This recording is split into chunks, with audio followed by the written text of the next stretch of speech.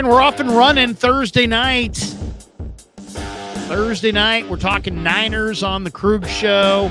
Hope everybody's having a great day. Warm day in the Bay Area in the last couple of days. Not as warm today as yesterday, but still kind of a very nice night. I got the door open to the studio. Watching a little NBA Finals. Game 1 goes to the Boston Celtics over the Dallas Mavericks. Yeah, where was Kyrie? We'll get into that. We'll get into a little Giants. Matos down, Slater up, Joe Piscopo. Why?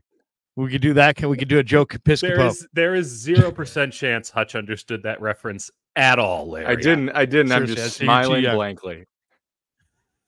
Giants baseball. Why? On a talk. It's not a live stream. It's terrible that I know the reference, Larry. That there's a line of demarcation, and we fully crossed it. Oh yeah, SNL used to have this guy Joe Piscopo who would just do a sports update with no verbs, just Giants, losers, Yankees, frustrated. It was the blueprint for ESPN's current model. Exactly, right. Joe Piscopo. Don't Google Austin him now. Slater up, Luis Matos down. Fans want to know why. Anyway, but we'll get into a little NBA Finals. Game 1 tonight. We'll get into some Giants baseball, whether you like it or not. That should be their slogan next year. Nothing like it. Now next year it's whether you like it or not. Yeah, it should be. Do you feel anything? Yeah, Giants baseball. Somebody broke into my car and left me a pair of tickets. There you go. All right, but let's talk a little Niners. All three of us were at 49er minicamp on Tuesday and Wednesday. Yeah, exactly. We got nothing going on that we all had time to give our Tuesday and Wednesday to the Niners in Santa Clara. But it was the mandatory minicamp, the mandatory OTAs, the last gathering before they take about 45 days off until training camp. This is really, you want to know when the NFL shuts it down? It's the coaches and scouts and the personnel, the front office. They shut it down right now. Mm-hmm. They shut it down from OTAs, mandatory OTAs to training camp. And that's why when Shanahan was asked this week, hey, would you like to, they're discussing the potential of maybe eliminating one of the voluntary OTAs and then just making training camp longer. And he's like, no, we don't want that. I don't like that. Why? Because training camp's already long enough and the season's long enough. And, I think that almost all football coaches and personnel people, they like the fact that the OTAs are spread out throughout the offseason so that the players don't have any opportunity to binge eat, binge drink, binge whatever, and get out of shape. 100%. Right. They give them July 4th, and then they make them, come right back and work it all off. I mean, when they used to have the old training camps, as Shanahan was bringing up, it was because guys couldn't take off the spring from their other jobs to go practice football. I would venture to say that, this team with the $250 million salary cap isn't too worried about that sort of a thing anymore, and way more worried about guys not having the accountability of coming into camp. Hell, we got guys who are paid $20 million a year who don't come into camp in shape anyway. So, what would happen if you gave him more time? Is not going to be at OTAs because he's got to snake somebody's drain. Yeah, right. Right.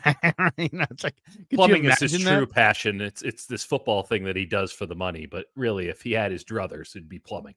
Where was Ayuk? Ayuk actually on the baseball field.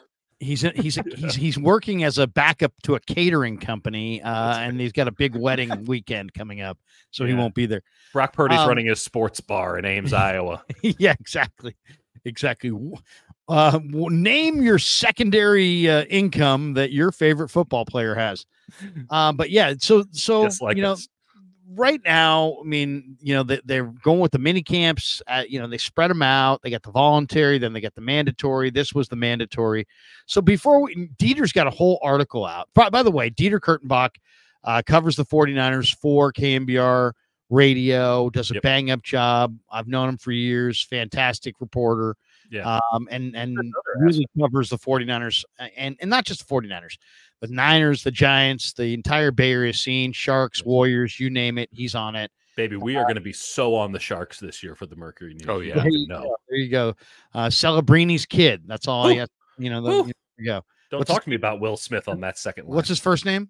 It's Macklin Celebrini. Macklin. He's going to go 1 overall. But I got to tell you, Larry, I mean, if I want to hijack the stream, I'm going to do it right now. This pick at 14, big. They got that second pick in the first round. I don't know. Think maybe left-handed shot defenseman. Just a thought. Let's introduce my sources, my boots on the ground in Finland are telling me no.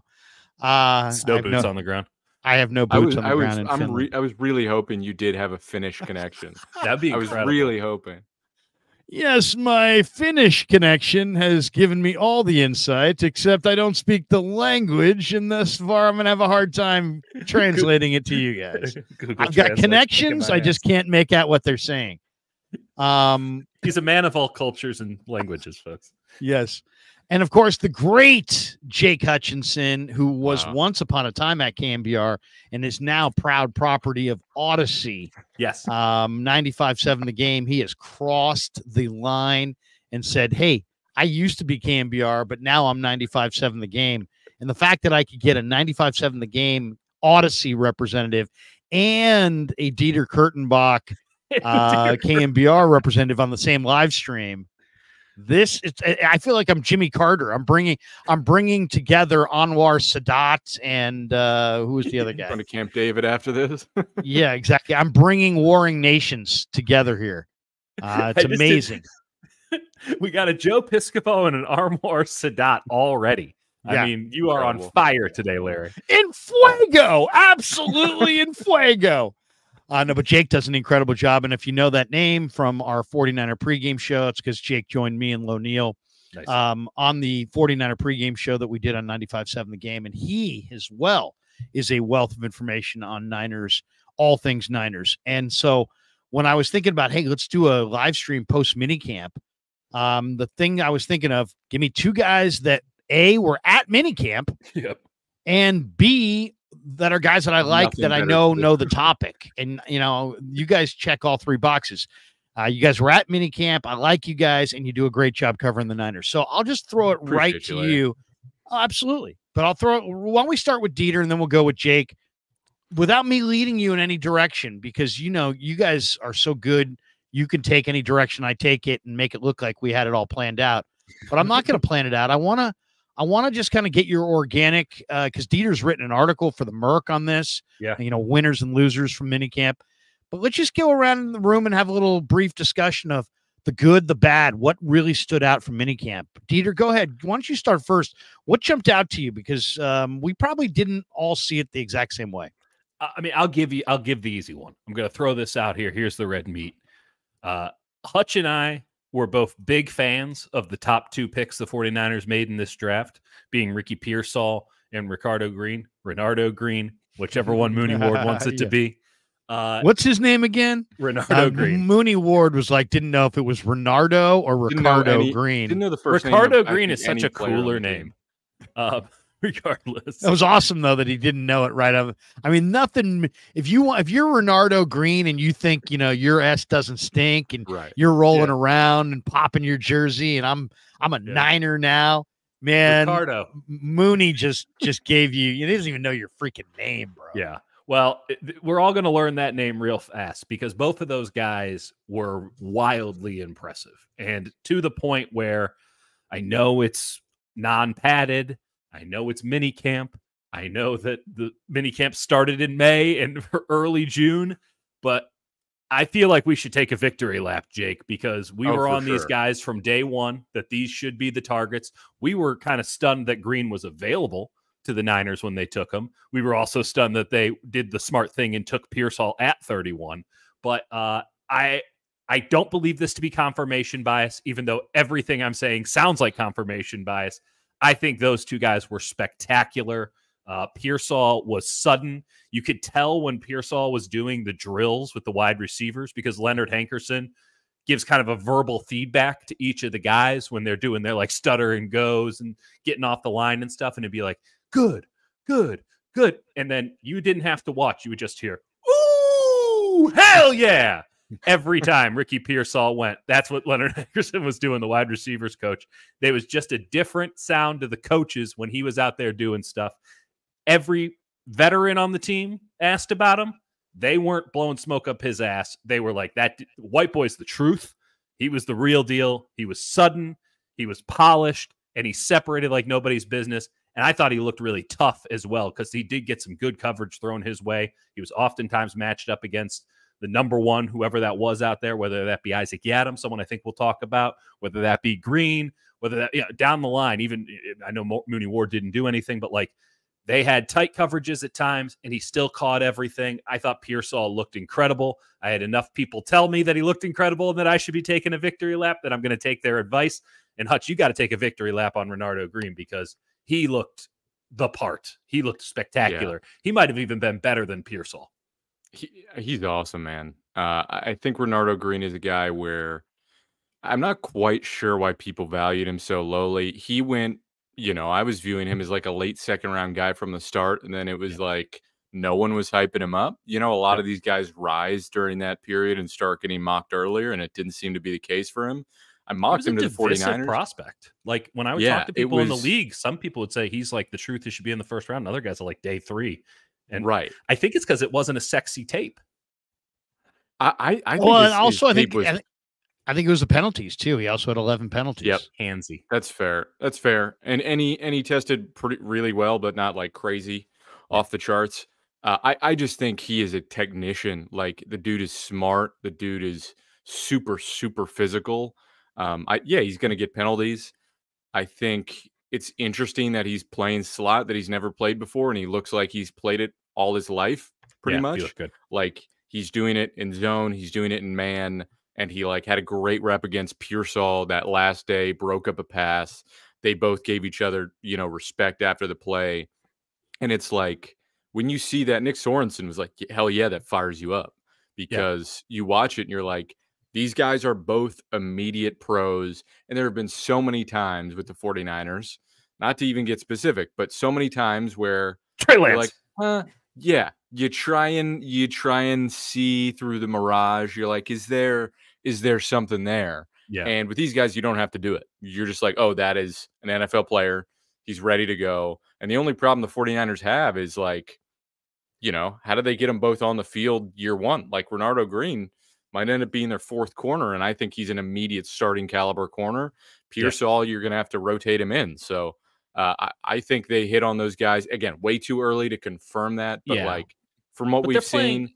The other thing, too, is you go, oh, well, how can you really know? Because it's just minicamp, and they're basically doing a lot of 7-on-7s. Well, I understand that there is a level above this, which is when you put on pads and there's a physicality and, that could add some things into the question. But the further you are away from the ball, and by the way, I include quarterbacks in this to a degree, but the further you are away from the ball, the more I can glean based on what you do without pads, because the less your game requires pads to be successful. So it's not to say that Renardo Green, who, by the way, looks like he packs a punch in his college film, looks like he's an earnest and honest tackler, all these things. Like, I'm not concerned about that, but we'll see what happens when he's going up against full-grown men who run way faster than their body should allow them on an NFL practice field. We'll see what happens there. And we'll see what happens with Pearsall as well, because the one knock, and we've talked about this before, Larry, and Hutch, we've certainly brought it up more times than I care to count. Like,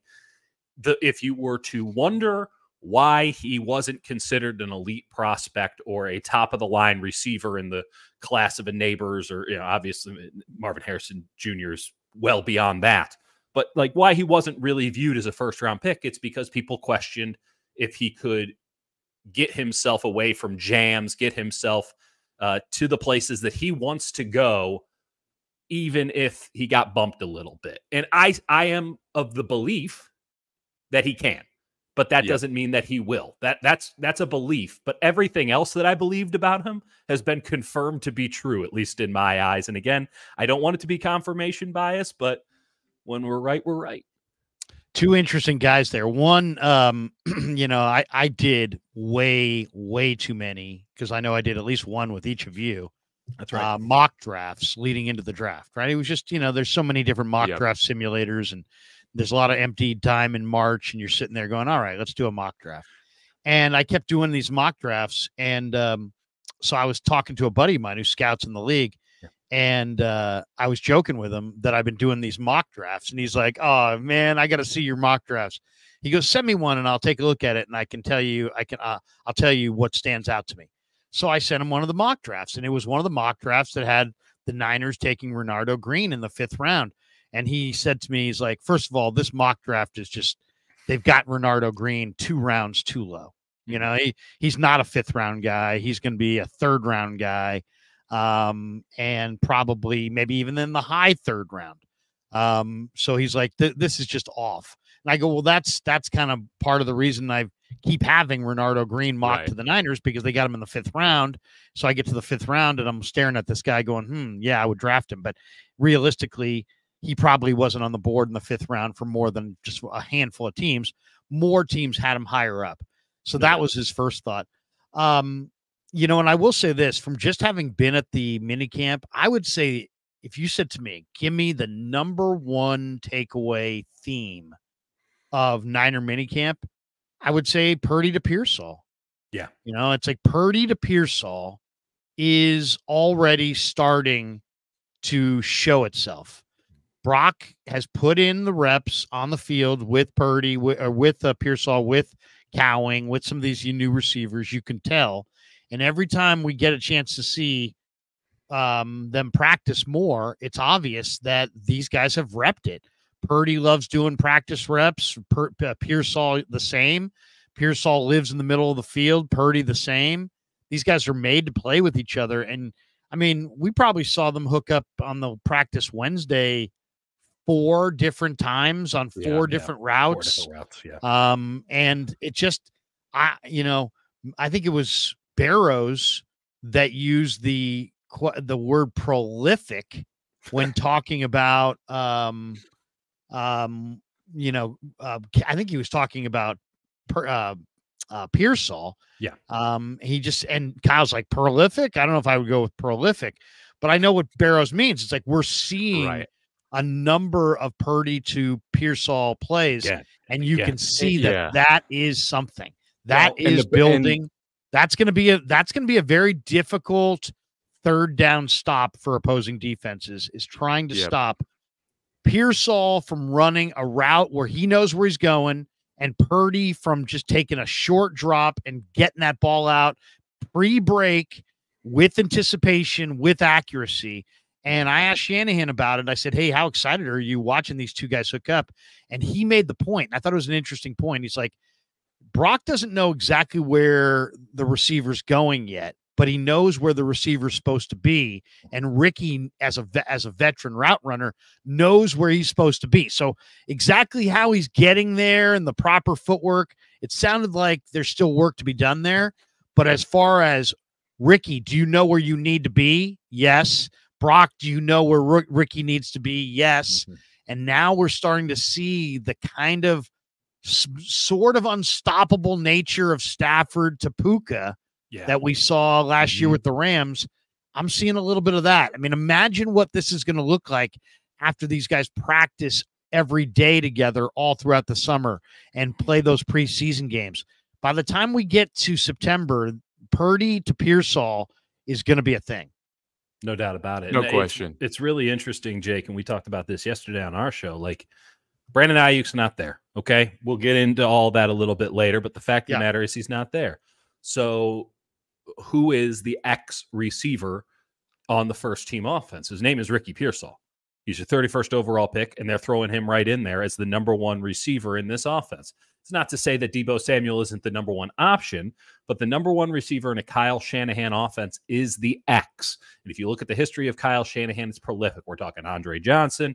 I mean, just you put up 100-yard catches every year if you're the Julio Jones. And the Niners have their X in Brandon Ayuk. I still think he'll get signed. Again, we'll get into that a little bit later. But like Ricky Pearsall going in there and immediately showing the chemistry that you're noting, Larry, which we all saw, we all agree with, and being able to execute at least the basics from day one it's very encouraging in the sense that if Brandon Ayuk goes down, this offense isn't screwed. Ricky Pearsall can play any of these positions in his rookie year and make an impact, whether that be slot, Z, or X. And it does help the Niners, I think, significantly with Ayuk's contract negotiations. Yeah. If they don't want to go above a number, they can honestly look at their team and say, listen, are we as good without Brandon Ayuk down the line? Probably not. Brandon Ayuk's an exceptional football player. Can we still get it done? Hell yeah. And we'll have a little money in our pockets to burn on another good football player. So I think that this has been a home run for the 49ers in a lot of different ways. Not only do they have a player who looks like a long-term option that's a positive, a short-term option that's a positive, but he could also create a lot of flexibility for a Niners team that looked like they were going into an era of deep inflexibility, almost an era of austerity. Now they have the ability, which I don't think they'll take, but they at least have the ability to entertain the notion of doing something else with Brandon Ayuk. Two quick things. The only play that it honestly, I think it showed the most potential, and it was an incompletion, was the deep ball Purdy missed to Pearsall that came right our way. And it was like Taylor Hawkins, I think, who's, by the way, just a guy that coaches continually hype up. And I'm like, I'm not trying to rip on the guy, but the coaches always do that with guys that they're going to put on the practice squad. And I think it's tactical. He showed flashes, whatever, in past years. Anyway, the point is, I'm just trying to be nice. Just try not to rip a guy who's going to be our practice squad. The issue is that he's a really nice guy and a really sharp guy, but then, so they don't want to get rid of him because, like, it's good to have a guy like that on your football team until he plays football. But what I want to say is, when I think about 11 personnel, we're talking about Taylor Hawkins. This is pretty harsh. Taylor Hawkins in Rocky Long's 4.25 at San Diego State was a baller, man. No question. Yeah. We're not playing the Rocky. This ain't the Mountain West, Larry. He was a big corner, and then the Niners tried him at corner. He got too heavy. They tried him at safety. He's been kind of bouncing around with his weight. He's actually not a bad cover guy. Agreed. He just played corner his whole life.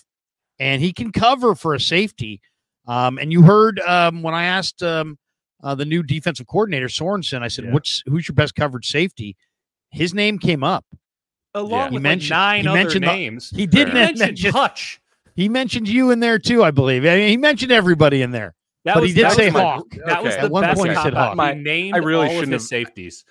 I didn't realize we were all so passionate about Taylor Hawkins. Yeah, sorry. That's going to be the thumbnail of the video. Like, is Taylor Hawkins overrated? Saw a few flashes from him last year. He got hurt. Good practice squad guy, whatever. Pearsall burned him badly is what I was saying. So bad. And Purdy just overthrew him. What I was trying to get to is 11 personnel. And you think about how the 49ers lost the Super Bowl, and it's Deebo Samuel getting put in an absolute blender by Trent McDuffie. And I am someone who has proselytized about how magnificent Deebo is as a player. Watching that 2021 playoffs, I've never seen anything like it. Like, he is truly, when healthy, at the peak of his powers in big games, one of the most entertaining players I've ever seen. He's a one of one. Super unique skill set. That said, cannot beat man coverage was a major reason the 49ers lost the Super Bowl. Also, give credit to Trent McDuffie. Sure, awesome. Deebo is dealing with an injury. Fact is, he got locked up, could not separate at all, and he's never been a good, pure wide receiver. Extraordinarily talented, whatever. Was better, I think, as a fit with Jimmy. I don't think most people would debate that. I think the 49ers, if you watch back on that tape, they might think, if we just put Pearsall in instead of Deebo, our chances, your three wide receivers are Jennings, Pearsall, Ayuk, Kittle, McCaffrey. Yeah, you're going to win. Like, you're going to win on that. You don't have a liability in coverage on third downs. Like, that's going to be something I think that's going to get Pearsall on the field, and a reason why I think he probably sees at least 50 targets this season, and that might be too low. Yeah. Did you guys catch the play where Purdy, it was Purdy at quarterback throwing, looked to be kind of almost like a deep in route, probably more of a post route, to be honest. It wasn't really a sharp in, it was more like a post. And George Odom came flying across the middle, and he obviously, he's not going to light up his receiver. He's not going to light up anybody in a blue shirt as well. But he started woofing right then and there, like, woohoo, like, I would have killed you. Yeah. I would have killed you. I would have absolutely took you apart. My biggest question with Ricky Pearsall is just toughness. If that was a real NFL game and George Odom really did light him up like that in the middle of the field, how does Ricky Pearsall? What's the impact of that? Right? Yeah, is there some guys like for Puka? You can kind of tell. Well, he was you right. could hit Puka's that guy all day, every day. You could pound him. He's totally bothered by the physicality in the middle of the field. Pearsall's got decent size. It's not like he's small, but he's also not quite as thick and powerful as Puka. And I just kind of wonder if Pearsall, who's going to be in the middle of the field, gets his bell rung. Is he tiptoeing? Is he like one of those guys that Brock can't trust anymore because he now is like peaking? Because if there's one trait that stands out about the 49ers, and Brock has never had to deal with it, they don't have a receiver that tiptoes across the middle afraid of that hit. Ayuk, JJ, Kittle, Debo, CMC, they all run across the middle of the field like they freaking own it. And Purdy throws that ball with tremendous conviction. What happens if Pearsall gets lit and then starts peaking? And Debo's in a lot of those spots. You're right on those deep ends, on those wrap ins where Debo just takes a shot and bounces off it. I think that's a really fair question, an important one. I would say that in Pearsall's college tape, like I saw him take some shots and get right up, like many Florida times. Florida quarterbacks were looking to kill him. Oh yeah, they were. They had like a grudge, sued. Like he slept with all their girlfriends. Right. But so I would counter with that. But that said, those aren't NFL guys. You got to see it in the NFL, and I think it's a really fair question. I think it's more can his body hold up on those rather than that is he physical enough and mentally tough enough to deal with that. But I think that is an important thing to bring up because Debo takes some hits on those ends over the middle of the field. All right, let's switch gears and talk a little bit about IU. But actually, before we switch gears, let me just get one more from Dieter on this. Yeah. So Dieter, we talked about the studs, but it wouldn't be a complete studs and duds if I didn't ask you who fell on their face at minicamp in your mind. Who looked bad? Was there anybody that you thought out there was just like, man, they look bad? Both of the backup quarterbacks looked really bad, Larry. Like Brandon Allen and Josh Dobbs. Brandon Allen and Josh Dobbs looked unplayable in 7-on-7s. And again, further away, they're on top of the ball. So I want to see what happens with pads. I know that the 49ers were valuing smarts when they handled their quarterback room this year. Kyle Shanahan didn't want to have to dumb down the offense for anybody. That's the beauty of Brock Purdy. He can do high-level concepts. He can throw some crazy PhD level offense at Brock Purdy, and Purdy takes it, synthesizes it, and then gets it out to his team and can adjust it on the fly. That's his superpower. He's got a lot of great skills. That's the thing that he's best at. Kyle Shanahan wanted to make sure that he wasn't having to dumb it down so that the backup quarterback, should he have to play, can't handle what he's throwing Purdy's way. And that is a stance, and it is logical and founded. And it is manifesting in the 49ers have one quarterback in Brock Purdy. And if he goes down, this team's totally screwed because Brandon Allen was out there trying to prove to people that he's got a really strong arm, but he couldn't hit the broadside of a barn right now. I mean, some of his overthrows were egregious. And Josh Dobbs is out there. I mean, he almost killed Jake. And then Josh Dobbs is out there, and he can run a little. I'll give Josh Dobbs that. And I know that Josh Dobbs won games last year as an NFL starting quarterback, but he won games by just making it up, playing sandlot football. And the second he got into the playbook, and this is something Jake and I talked about a lot last year, the second they actually had to run plays, Josh Dobbs looked terrible. When it was just Josh Dobbs figuring it out on the fly, just letting his instincts take over, it was fun. It was exciting, and they would win a game that no one expected them to win. And the second they actually ran plays, it was all hell had broken loose. Yeah, and he got benched, and Nick Mullins took over. He was on like 3 different teams last year for a reason. And so And it's kind of funny. He's wearing 5. He looks like a lighter version of Trey Lance. And he kind of has that same throwing motion as Trey Lance where it's long and you're not really sure what's going to happen once he releases it. He does have a really odd throwing motion. It's Tebow-esque. Like coming over the top. And it's not very accurate. And so neither of these guys in 7-on-7s with a receiver core that, say what you will about Ronnie Bell or Danny Gray, but like it's a pretty deep receiving core. Like they're going to cut guys who were, caught a touchdown in the NFL last year. Like with that receiving core against a defense that wasn't playing a lot of dudes, particularly linebackers and safeties, they were down, to brass tacks, really. They weren't completing anything.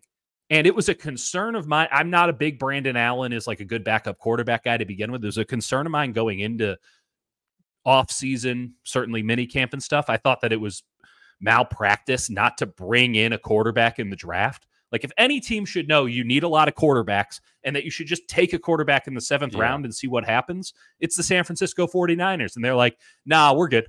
We're going to just wing it with one guy. And these guys are smart though. That's cool that they're smart, and I'm sure there'll be great quotes in the locker room. But if either of them have to play, I'm deeply concerned that they have no chance of winning a game. And it kind of feels like 2018 all over again, where the 49ers entered the season with Jimmy Garoppolo as their one and only quarterback who could win the game. And then guess what? Jimmy gets injured, and the 49ers season was over. I want to say one quick thing to see if go ahead, Jake. Just to trigger everyone. Jimmy's only making $3 million. For the Rams he's suspended for 2 games there, Jake. Right. Got that steroid. You want him back, yeah, Jake? Is that what you're saying? Jimmy should be taking steroids. If I had the injury list I had, you should. No, yeah, that's fair. Good. I'm not steroid shaming. I love steroids. That said, I'm not saying the 49ers should have tried to re-sign him because I don't think he would want to come back anyway. I think that's pretty clear. I'm just saying only getting $3 million from the Rams and yeah. The money could have been spent in better spots. I think Tanner Mordecai's better than Josh Dobbs and Brandon Allen. He better be. I really think he is. I haven't seen anything. I looked at his motion again. Some people were saying he had kind of a loopy motion. It was fine. It wasn't awesome, but it wasn't by any. It wasn't like look at that glitch. It wasn't like Kaepernick with his ridiculously elongated. Right. He sends a written invite that gets there ahead of time, and then the carrier pigeon of deliveries. Right, exactly. I am delivering the football now. No, but I think Mordecai. I think Mordecai's going to outplay Dobbs and Allen in the preseason, and then it's going to come down to who do they want more between Dobbs and Allen. And my guess is it's going to be Allen. Yes. And if you said to me, how do I think it's going to go? I think Brock's going to be the number 1 guy. I think Mordecai's going to play well in the preseason. He's going to be number 2, and Allen's going to be number 3. Now, a lot of people would say that's crazy because they would never do that. They would just make Allen number 2. Yeah, but if these guys actually play, and then in the preseason, Brock's barely going to play. So these other quarterbacks are going to play. So if you can play, that's going to show. And if you can't play, that's going to show. Yeah. And so there's 2, even though there's only 3 preseason games, 3 preseason games and the head-to-head practices with the Saints is enough of a proving ground that if I'm right, that Mordecai's better than Dobbs and Allen, there's enough runway there to show it. Agreed. And I really believe it. I wasn't sure watching the first OTAs, but just talking to some of the coaches, talking to some of the people I know around the organization, the thing that comes across with Mordecai is that he's really experienced, he's really calm, and he's really competitive. Who does that sound like? Yeah. You know, I mean, they say that about a lot of guys too. I'm sure they'd say that about Dobbs and, Brandon Allen too. Like, I'm not saying Mordecai ain't the guy, and I do think he'll get a very good shot to prove he is or he isn't. But for them to not take Michael Pratt in the draft, I think that's literally what I was just about to say. He just kept falling and falling, and the 49ers could have had him for free $99, and they literally passed on him twice. Like, when it was just like, they let him go to the Packers. I like Pratt. I like the guy who went to the Bears. The Bears have Caleb Williams, obviously, who, the idiot from Fox thinks is like the second best quarterback in football today. You're going to have to be a bit more specific, Larry, about idiots from Fox. Yeah, seriously. Who's the guy who does the show with Broussard? You know, again, which idiot from Fox? Are you talking with Nick a mustache and the black hair and it's kind of greased back? That'd be Nick Wright. Sounds like Nick Wright. Nick Wright. Yeah. Nick Wright predicted that Caleb Williams will lead the Bears to the bookie. Super Bowl this year. I mean, I like to say stupid shit too. I personally think the Western Kentucky Hilltopper quarterback that the Bears have is a pretty good. Austin Reed. Austin Reed could rip it. He was fun. Austin Reed is not bad. It's not bad. So we'll see. We'll see where that goes. The Lakers. but I will say this. I think that, you know, the one thing about Brian Greasy is Brian Greasy, you know, really banged the table after Steve Slowick did for Brock Purdy and got Kyle Shanahan and John Lynch's attention. And now here it is a couple years later. And I asked Clay Kubiak, I said, who was in charge of going through the quarterbacks? And he's like, Brian Greasy. Brian Greasy went through all of the quarterbacks that were going to be available late on day 3 or after the draft. And he came back after talking to Luke Fickell and said that he really loved Mordecai. Yeah. And you know what? You look at Mordecai and you're sitting there going, okay, this guy played some really prolific football. His second stop, he sat and watched at Oklahoma. Then he played a lot at SMU and played well. Then he had 1 year in the Big Ten against much better defenses and was much lesser of a player. Yeah, but he did break his hand against Iowa, and like 3 weeks later played in a bowl game against LSU and threw for 378 yards and 3 touchdowns with no picks. And there was never any doubt, according to Fickell, that he was going to play in that bowl game. And he claims that he's a tremendous leader, that the guys really love playing for him. And then when I asked Clay Kubiak about him, he's like, give me a word that describes Mordecai. He's like, he's an incredible competitor. And that's what I got when I watched the film as well, was that this guy doesn't look all that big or fiery or anything, but he plays calm and he's under control. He's very much like Purdy in that regard, but he's an insane competitor. Yeah. And then you mix in 4.46 foot speed, and there's an athlete in there. So, and then, he does his deep ball throws it without as much touch, and it it's a little too flat. It's a little bit like a Kaepernick deep ball.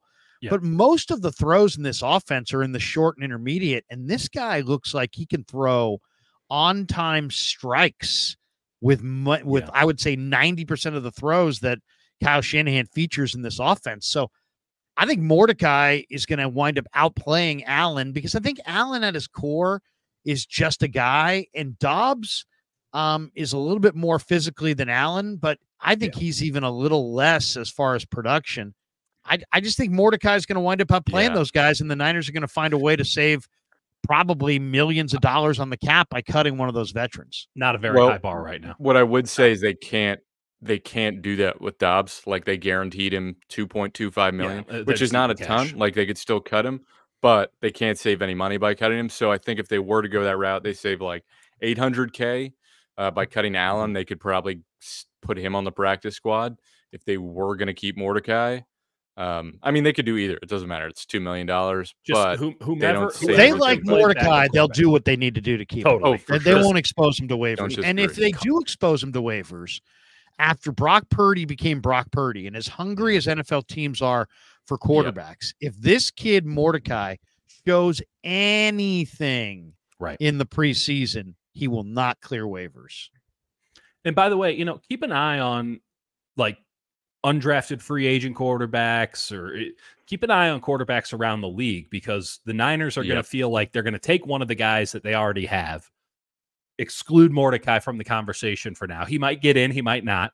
We're going to find out with how he plays, practices, all that stuff. Once we get into the real nitty gritty of training camp and such, he's going to be more than a camp arm, I imagine, in terms of his opportunities to make the team and make something of his career at this first juncture. But Jake and I are sickos. We're going to be watching preseason football across the league anyway, mainly so that we can watch kickoffs, but and see what the new special teams coordinators are doing. But I think that there's going to be increased focus from 49 this year on quarterbacks that are like a Tanner Mordecai, brought in as sort of a camp arm, going to play in the second half of preseason games or maybe in the fourth quarter of preseason games. I imagine the Niners have their eyes on a lot of guys around the league right now because they could just decide to swap the deck entirely and bring in a new guy behind Purdy because effectively they got no one behind Purdy that they trust right now. And why the hell not bring in somebody else? If they no, you're right. If all of a sudden, let's say the Niners loved, fill in the blank, Clayton Tune. Right. They love Clayton Tune. He went to Arizona. Now Arizona's got a bunch of other quarterbacks and they traded for Ritter and this and that. Yeah. Maybe Clayton Tune winds up getting cut. Well, if the Niners had some awesome grade on Clayton Tune, you're right. If they don't love what they see this summer out of their backup quarterbacks, they got flexibility. They could go add a Clayton Tune if they decided he was the guy. I mean, and this team, it should be noted, has a tremendous amount of cap space. And while they certainly do want to roll that over, if something catastrophic were to happen, and we don't wish it upon anybody, but just it's a contingency that needs to be addressed because we're talking about contingencies here with backup quarterbacks.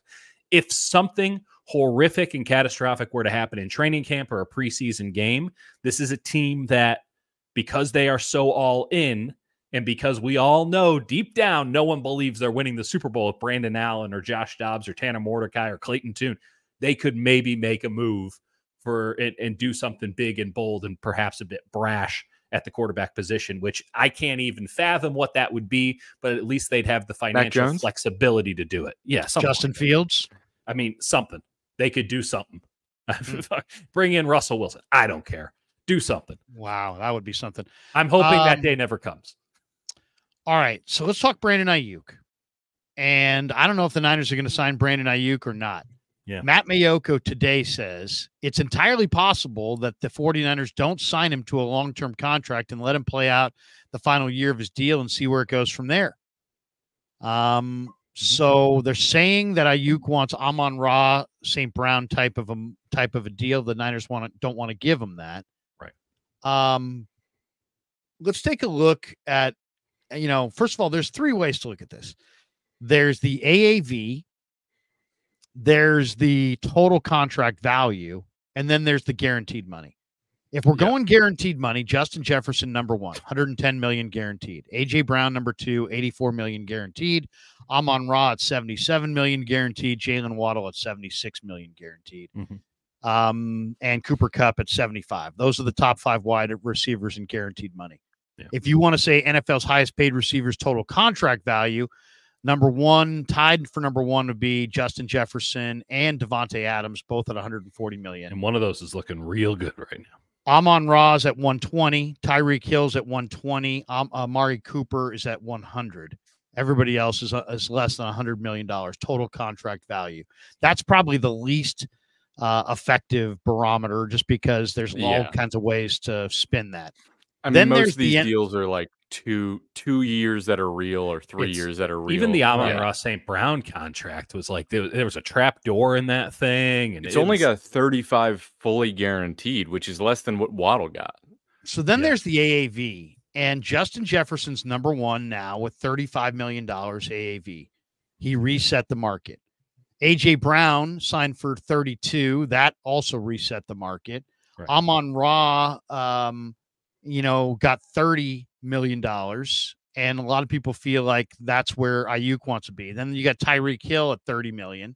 Yeah. And then you got Jalen Waddle sitting there at $28.26 million. Contract. And to me, that's kind of like, does Ayuk belong in front of Jefferson, Brown, Amon-Ra, Tyreek Hill? I would say no, and no. But if you want to pick a guy that you think, okay, the Ayuk contract should be in that neighborhood, right, I would pick Jalen Waddle. 28.2 AAV. Yep. Total contract is 84.7, and guaranteed money is 76. I think that's kind of the neighborhood for Ayuk. And shame on the Niners if this thing doesn't get done until way after camp or right before the opener, because I think that those numbers are going to come in really damn close to what I just laid out there. He's going to get a Jalen Waddle type deal. I think. What do you guys think? I mean, Hutch, you're more the contract guy, but Yeah. the way I see it right now is that, like, okay, maybe not 30, right? But let's split the difference with the Amon-Ra St. Brown contract, where you go, okay, well, he's making $30 million a year. But as you noted, the guarantees are. I got a list of this on my coffee table. I'm staring at it right now. Talk amongst yourself for 30 seconds. Amon-Ra St. Brown, 34.6 million fully guaranteed. So, like, the real money. And this is what we're talking about. There's like a 2-year trapdoor in this contract. I think that like a weird they can really get out of it if they want to. Which I don't know why, but it's nice that they could. It should be noted that, like, Marvin Harrison Jr., just by being drafted as early as he was, has $35 million in total guarantees in his contract. He has more fully guaranteed money than Cooper Kupp and Amon-Ra St. Brown. Amon-Ra St. Brown just signed. Devontae Smith just signed at 33 fully guaranteed. So Deebo Samuel had a $41 million fully guaranteed deal. Jerry Jeudy got 41. I mean, the fully guaranteed money is the number, if I'm Brandon Ayuk, I give a damn about. And you're not getting Justin Jefferson's 88. That's absurd. But Tyreek Hill at 52, A.J. Brown at 51, Calvin Ridley at 46. If I'm Brandon Ayuk, I go full Kirk Cousins here, and I say, I don't need to be the highest paid guy in average per year, but any dollar you give me better be 100 cents. Yeah, it better all add up. I go for the big fully guaranteed deal. I take the term, but I make sure I get a ton of fully guaranteed money and take a little bit of a hit on the ABV. 29 million ABV, but get like above $50 million fully guaranteed. Exactly what I was going to say. Where I think this ends up is 116 total value, which is 4 below, Tyreek and Amon-Ra, and that puts him at 29 a year. Basically, 5 years, 130 plus the option year. You can spread that out however you want. Right. So that's 29 million basically a year on the extension. Total guarantees, I bet it comes in honestly a little bit. Either it's 75, 80, something like that. Oh wow, yeah. I think that's going to be about where it should be. But fully guaranteed, Amon-Ra's at 35. I think Ayuk is probably, and I think this is realistically what Ayuk's going to hold out for. Debo got 41 million fully guaranteed. Yeah. And that's Debo. And again, it's Amon-Ra's at fully guaranteed. Amon-Ra's at 77 fully guaranteed. That's in total guarantees. There's a big difference there because some of that includes the trapdoors in the contract. But fully guaranteed, he's only got 35, which is about the same as Waddle. Ayuk, I think, would want at least the 41 million that Debo got fully guaranteed. I would think it would come in around 45, where it's like 2 full years fully locked in. You got a little bit more security. And also, Ayuk is 26. That's a big deal. He's not taking the same hits that Debo is. And I think part of the reason that this is tricky is not just that the market is exploding. It's that Ayuk's going to be like, no, him and his agent want real money. They don't want it to be just bloated. Oh, let's give us 31. He's like, no, I want like 28 or 29, but like I want 3 years of that being real.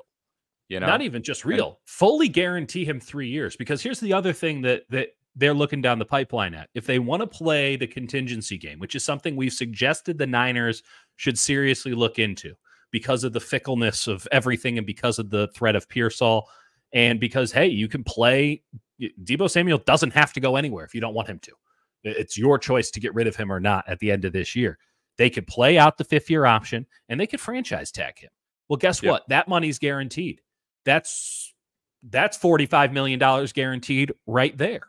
So if I'm Brandon Ayuk, I say, hey, you're willing to guarantee 2 years of contract. Let's bump it up to 3 and get this thing done. And if I look at the names on the fully guaranteed money, okay, Jefferson's in a league of his own, right, at 88. Tyreek Hill, 52. It's hard to make the argument that Brandon Ayuk should be paid more than Tyreek Hill, even if Tyreek Hill is an older receiver on a later contract. But A.J. Brown at 51, Calvin Ridley and DJ Moore at 46 and 41. Like, take the numbers out of it. Brandon Ayuk should get more fully guaranteed money than Michael Pittman, Jerry Jeudy, DJ Moore, and Calvin Ridley. That's the cut and dry of it. And that means that he's got to get more than $50 million in fully guaranteed money.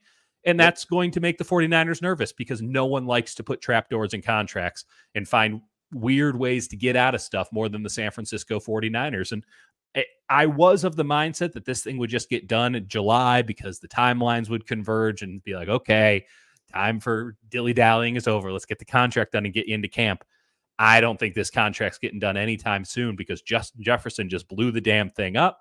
You got Jalen Waddle making way more money than anyone would have thought he would have gotten. You got Amon-Ra St. Brown with a trapdoor contract like crazy, but big numbers that get headlines. I think that if Brandon Ayuk and his representatives have their head in the right spot, which is give me the guaranteed, the fully guaranteed money, that's the one thing that the 49ers will actually hold out on, and that can make this negotiation very contentious. But again, the Niners have the leverage here because they can always walk away, and Brandon Ayuk can't. What do you make? There's a lot of people that feel like Mayoko is fed stuff by the Niners. I won't speak to that. Well, I'm not asking. No, I know. But I mean, when he comes out and says in the middle of, the summer, basically, it's entirely possible that they don't sign him to a long-term contract and let him play out the final year of his deal and see where it goes from there. Yeah. Is that the smartest play? Because from this perspective, you're going to have to pay Brock a ton. There's going to have to be some serious kind of cap, the era of austerity moving around to make and then if you win a Super Bowl, isn't it pretty highly likely that a guy like Trent Williams retires at that point?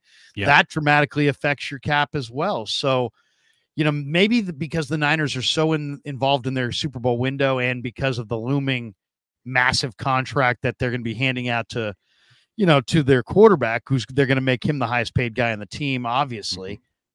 Maybe it's in their best interest to, instead of finalizing anything with Ayuk, you basically let Ayuk and Debo just kind of play out the year and see how it goes. See who's productive, see who's healthy, see if you win or not, see if Pearsall becomes a star or if he's just a guy, see if Cowing becomes a star or if he's just a guy. You're going to have a lot more knowledge of life after any of these guys after you watch this season play out, right? I mean, maybe is it possible that that's what they're thinking? Jake, I think what they're thinking is they like to play hardball, and they just they drafted Pearsall, and they're like, well, if he can replace Ayuk and Ayuk doesn't, he wants a ton of guaranteed money, maybe we do leave the door open and we just franchise tag him and figure it out in the offseason. I think realistically their thesis is always to pay these guys top of market value. That's always been their thing, and they always are really proud of it. So I think it would be out of character if they didn't do it. One interesting stat / comp, since we're talking about Jefferson, we're talking about Ayuk, same draft. Jefferson obviously had injuries, so, full comparison, not fair, but he had 100 targets. The thing with Ayuk is that he doesn't have the targets. He doesn't have the same numbers as CeeDee Lamb and those other guys because he's in this crowded offense. Yeah. Jefferson had 100 targets last year, went for 1,074 yards and 5 touchdowns. Ayuk had 105 targets, went for 1,342 yards, almost 300 yards more, and had 7 touchdowns. So he had almost 300 yards more and 2 touchdowns more than Jefferson had last year on roughly the same amount of targets. So I know no one's going to be like, all right, you're not getting the Justin Jefferson deal. I think Ayuk might be like, I mean, I don't want Justin Jefferson. Shouldn't you at least seriously consider it? I don't know. I just think it's tough. It's tough because Ayuk does deserve a lot. And because of the offense he plays in, he doesn't have as much bargaining power as he probably should based on what he actually does on the field. And he's a guy that's low maintenance. And he's like, I've never been a problem for you. Pay me what I'm worth. Yeah. So I don't know. This thing might really linger. I would like to note that the Niners, it's very much in their best interest to remind everybody that they, again, have the ability to walk away, because the person who has leverage in a negotiation is the person who has the ability to walk away. On the flip side of that, cost certainty is very valuable to them as they think about how they're going to build their team, with Brock Purdy taking up 20 to 25% of their salary cap and having this Brandon Ayuk thing lingering. You can come through with all these different game theories and all these different thoughts, but the fact of the matter is they very much believe, much like they believe with Brock Purdy. A million things could happen with him, but they're very much of the mindset, this is a guy we want to give the money to. They are of that mindset with Brandon Ayuk. And so getting the cost certainty for the next 5 years is very valuable to the 49ers. How valuable? I guess we're about to find out. There is, they got to balance both of those things out. But again, the Niners have the ability, and the CBA, the way the NFL rules are structured, give the 49ers an incredible amount of leniency in this negotiation. Brandon Ayuk would be wise to recognize it, and also would be wise to do as Jake said and try to get as much money out of this as possible, because this is his big contract. It, as of right now, doesn't feel contentious. I don't think it will ever get contentious, but that doesn't mean it's going to get done. This thing can get bogged down in the minutia and the details that drag on for weeks and weeks and weeks. And during that period of time, Brandon Ayuk, as rich as he has gotten off of other people having success, this time in the free agent market, everyone else just gets paid and paid and paid. And his value goes up and up and up because, hey, this is a market economy. But at the same time, training camp. But there is a potential bone of contention that we're not really talking about. And that is that last year, Nick Bosa held out throughout the mandatory, throughout training camp, and they wiped away the fines. They will always wipe away the fine. He accrued fines. On rookies. Rookies, so it's the CBA on rookies, you can wipe away the fines. On players that were already under a second contract, those fines are irrevocable, which is why you don't see holdouts for guys who have already signed their second contract in the league. So Ayuk is still technically on his first contract, so they could wipe away the fines. But it's funny that Shanahan was asked about Ayuk, and not at minicamp though. Not at minicamp. He has to pay that fine. Okay, but he was asked, well, some guys actually, don't want to pay the fines, and other guys do pay the fines. So the Niners will be fining Ayuk for not showing up to minicamp. Yes, the fines, and the fines are mandatory for training camp. Like they just do get fined. Teams have to fine them for days. That's in the CBA, but they can forgive that. They can forgive. What's interesting though, is because Ayuk's a first round pick, like Bosa. He already has the 4 accrued years. Like guys who are, this is just something worth mentioning. Guys who are round 2 through 7 or undrafted, you lose if you try and hold out, you lose an accrued year, and then you can't hit free agency. So they can't do it. These are the only guys. First round picks on their 5th year option are really the only ones in the CBA who can hold out at this point. And that's what happened with Bosa. And that might be what happens with Ayuk, but that's like the thin, narrow, actual potential holdout you can face. And again, the 49ers could not forgive the fines, but that's an idiotic thing to do. He'll be rich enough to pay him at that point if he gets to a point where he signs a contract. But again, as much money as he has made just in this offseason because everyone else is making money, the same tactic could work against him, because if he's not out there, Ricky Pearsall is the X. And if Ricky Pearsall keeps kicking ass and taking names, doesn't mean that he's better than Brandon Ayuk, doesn't mean that the 49ers can replace him and win the Super Bowl this year, doesn't mean any of that. But it does mean that Brandon Ayuk feels less valuable to the San Francisco 49ers, and that would increase the chances that the Niners walk away from the table. So Brandon Ayuk has to walk the fine line too. 49ers have to worry about cost certainty versus signing a contract that's not very fair to them. Brandon Ayuk has to go, okay, cost certainty, big money, as much as I can get, versus I have a role on this team. I'm a leader on this team, even though I'm a soft-spoken guy.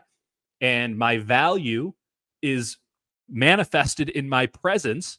And if I'm not here, Brock Purdy's out here getting chemistry with somebody else. And Nick Bosa can Bosa can tell you how that worked out. Nick Bosa, like they don't have anyone to replace him. Ayuk, you got to sweat it a little bit. Sure. Couple interesting angles on this thing that we haven't mentioned yet. One, Mike Silver, who covers the Niners for the Chronicle, went on KNBR, and he claims, he has sources. He said that he's heard some leaks as far as the type of numbers that Ayuk could be asking for. The quote from Silver, he says, "I'm hearing maybe their offer is in the $26 million per year range, which is certainly not just not just Justin Jefferson money, nor should it be, but it's closer to that Devontae Smith, Amon-Ra, St. Brown, that next tier down. This is Silver on Cambiar with Greg Papa and John Lund. Yeah, I mean, and you could make a very compelling argument that he doesn't really belong with Jefferson. He belongs with Devontae. He belongs with Amon-Ra. He belongs in that Jalen Waddle category. I don't know. Some people would say maybe he belongs above Waddle because Waddle's the number 2, but to me, that's semantics. It's also a different wide receiver room. The one thing that Dieter brought up that's absolutely true is that, the Niners hold the cards here. I mean, if Ayuk does not want to accept what they're offering, he can continue to hold out and accrue fines and lose out on accruing a year. And then he'll face that exact same dilemma next offseason that he's facing this offseason. Or he potentially could play out the 5th-year option at $14.1 million and go that route. But then the Niners can still come back and use the franchise tag on him again next year, and that would prevent him from hitting free agency. So the Niners do hold a lot of the cards here. I would imagine they're going to get on the same page at some point. And I hope that point is sooner rather than later. It was also kind of interesting. I think Albert Breer went on the Rich Eisen show and said that, that there are teams that are going to be calling about Deebo Samuel basically throughout the summer, throughout training camp, throughout the preseason, and leading right into the trade deadline. And basically, if the Niners get offered a first-round pick for Deebo somewhere on the line, they may take it. It is kind of interesting because, there's going to be a lot going on this summer. Not only are you going to have potentially Ayuk holding out, potentially teams calling any day of camp throughout the summer saying, hey, we'll give you X for Deebo. And then while that's going on, you also have, Garendo and Schrader and more running options, and you have Cowing and Pearsall and more receiver options. And as Dieter pointed out, if Pearsall continues to really kick butt and has this awesome camp or some incredible preseason, the Niners could decide that, that they don't want to mess around with Deebo. And if they could get a high 2nd-round pick and probably pull the trigger. Yeah. So, and then the Ayuk thing, if he remains holding out, I mean, there's people in Pittsburgh that believe wholeheartedly that Ayuk or Deebo are going to be Steelers at some point this summer. And that the Niners, are basically leveraged. They're over a barrel. They've got too many great players. They can't extend them all. Yeah. And that, they're the Steelers, Omar Not a Khan's problem the Steelers have. And Omar Khan's going to sweep in August and get, a top-tier NFL receiver for a 3rd-round pick. Yeah, sure. I mean, that's what Steeler fans are dreaming about. I like to play Madden too, Well, what do you think? I mean, is you think Silver's right that the Niner, 26 million sounds about right. If you had said to me 6 months ago, what do I think Ayuk's going to get? I would have said 23. Now seeing that the market has kind of reset itself higher, I would say that 23 is now north of 25. I think it's probably closer to 30. If they could get him for 26, that would be win Niners. If they can get him for 28, that's probably win Ayuk. Mm-hmm. I think it's right in that range. To me, it seems like there's a deal to be struck. I don't know. That's how I see it. I agree. My gut is that they will get a deal done. It's just, I think this team has always made this painful on both sides. Yeah. And for the most part, they've paid these guys what they're worth, but they've also made sure that they have an escape hatch. And Ayuk is like, well, I don't know about that escape hatch, but as time goes on, he might say, all right, how big is the escape hatch? How much money are you going to give me before you send me down the pipe here? Right. If we're talking about trading Deebo, I highly doubt they'll do it just because Kyle loves him. And if you're trying to compete for the Super Bowl, you're going to be worse. You're going to be worse off. I think that sort of line is the 49ers talking to Ayuk. I think that sort of thing is, hey, we could keep Deebo. They're not like Deebo's, to me, I have a hard time believing they'll keep Deebo. Maybe Deebo has a resurgent year, but the wear and tear on him and him as an actual receiver, I really don't see a way he's on this roster after this year. That's just my gut feeling.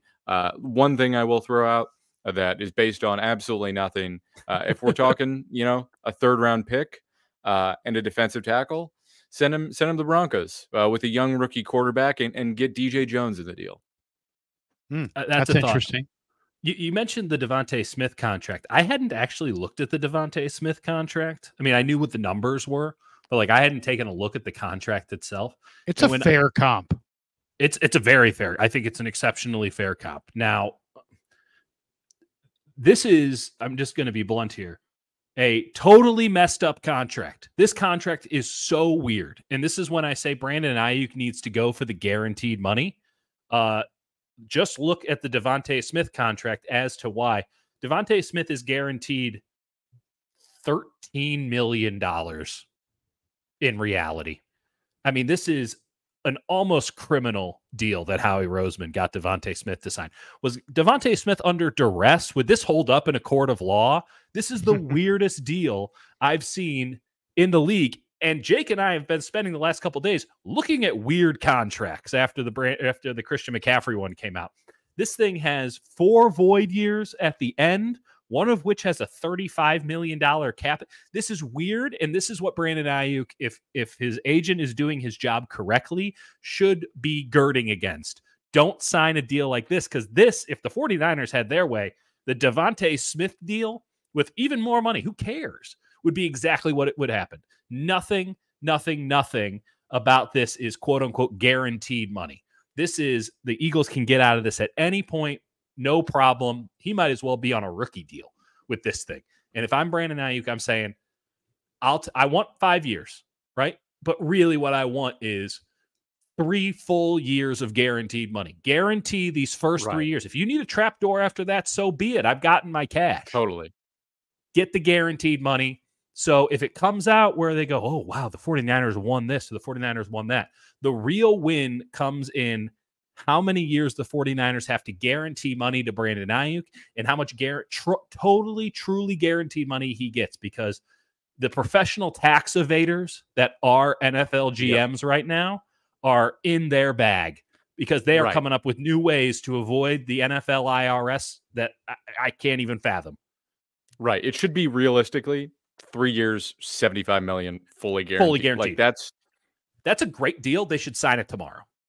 Do you think that there's bad blood? Larry? Do you think Ayuk's agent is going to feel like there's bad blood? I mean, there are reports that the Niners tried to move on from Ayuk to Justin Jefferson. Yeah, I mean, I think the Niners. So isn't that basically saying, hey, look, we prefer Jefferson to you? Yeah, I think anyone would prefer Justin Jefferson to Brandon Ayuk. The 49ers, when tried to trade both of them because they wanted one team to come in and give them a stupid offer. Here's a first-round pick for one of these guys. Here's something like that. In which case, the Niners, who are looking down the pipe at having to get rid of a wide receiver, would have been like, great, this solved our problems.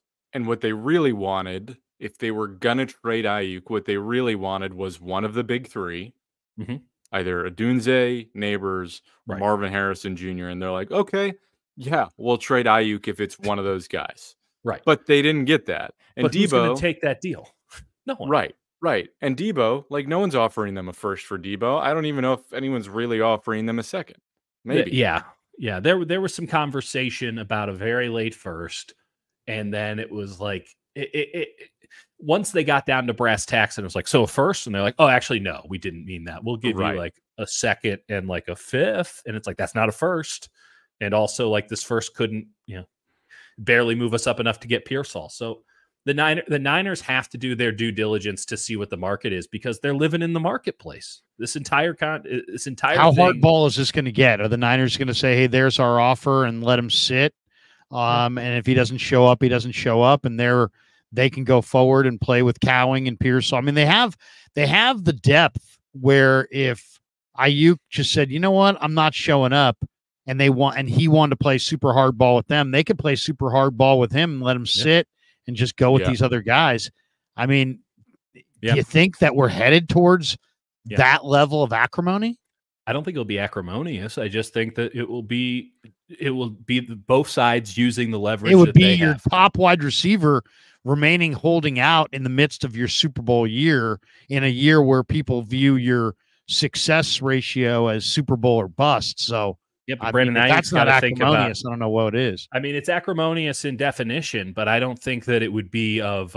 I don't think anyone would be pounding the table, or someone would have to get separated because the conversation was getting too heated. I think that in the natural course of these things, like was the Nick Bosa thing last year acrimonious? I mean, I guess. But I would say no. They never even asked him to pay the fines. I mean, they just and the same thing's going to happen here. I mean, it's of the effect of they always had the option with Nick Bosa as well, where they could say, play out your 5-year option and we could franchise tag you next year. They could have done the same thing. I think it will play out very similar to how the Nick Bosa thing played out. And that's not good for KB Toy says Ayuk can be franchise tagged twice. This is why the guaranteed money. This is why the guaranteed money is important. This is a point for Brandon Ayuk's camp. This is when I said Kirk Cousins, I meant that. I meant that because Kirk Cousins is the greatest bag getter in the history of the NFL. Truly. And he would say, you need to guarantee all my contract fully. I want the 100% guaranteed contract. And when they would come back and say, we're not going to do that, it's like, well, you're going to do it one way or another. We can do it now, or you can do it through franchise tags. I have no problem playing on the franchise tag. Brandon Ayuk can say the same thing. I have no problem playing on the franchise tag. That's $20-something million a year, fully guaranteed.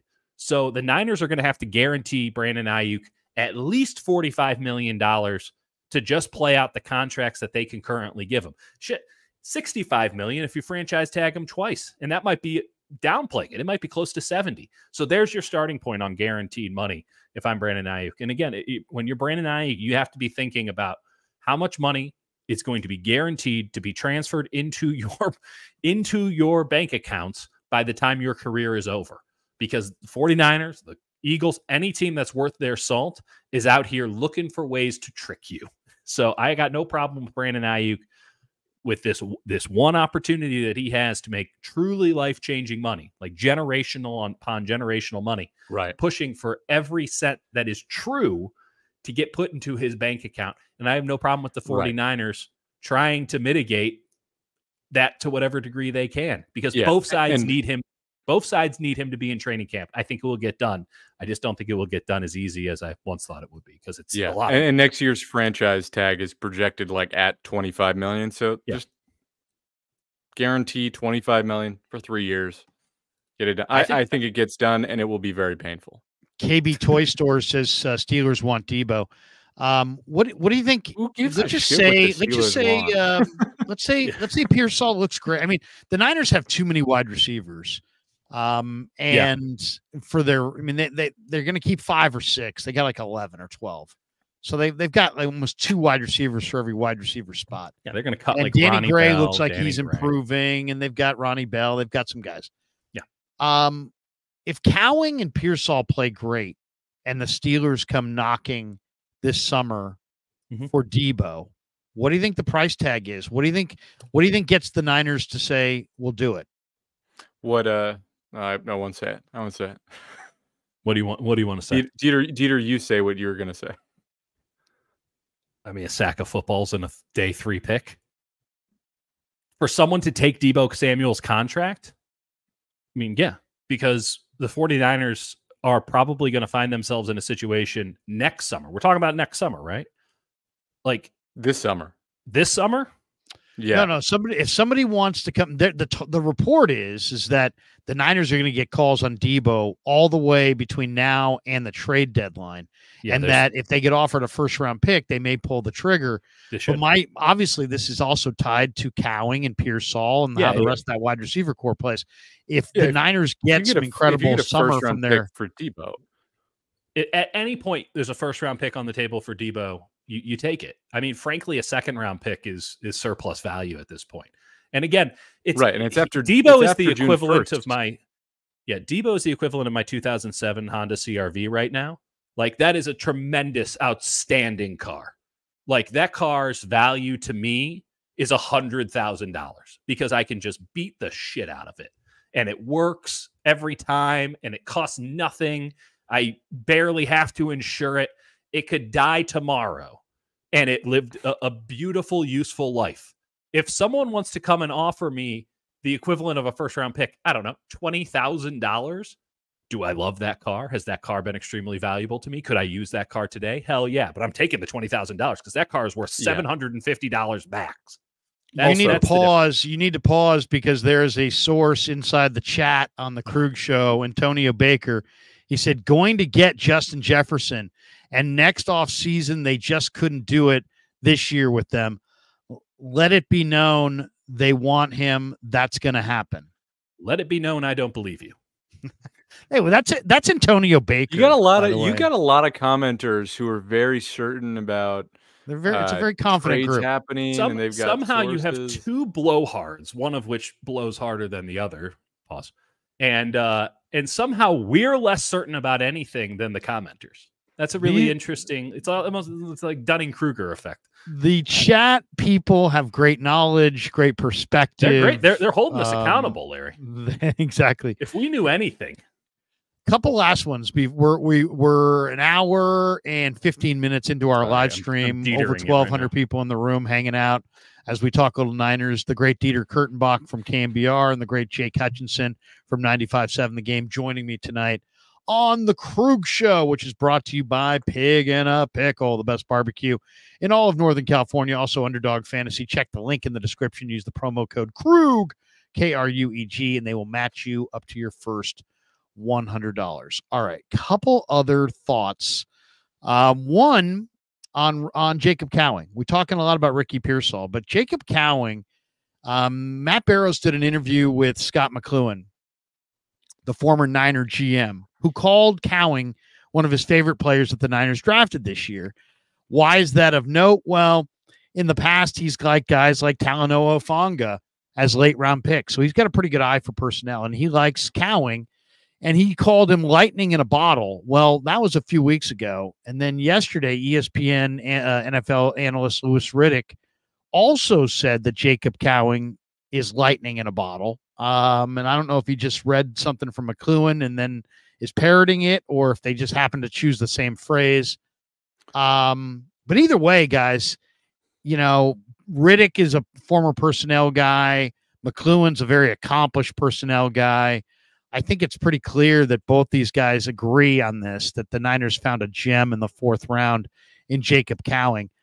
I love the pick as well, and here's why. Because to me, there's good players, and then there's great athletes. And if you're really going to get a great draft choice in the NFL, you've got to find good college football players who test out as great athletes, because that means they know how to play the game, they play it at a high level, and yet they're great athletes, so they can step it up at the next level and be, productive even against NFL caliber athletes. So to me, that's Jacob Cowing. I mean, he was 3 years in a row, 1,000-yard receiver, did it at UTEP, did it at Arizona, did it at the end of his career, and he ran 4.38.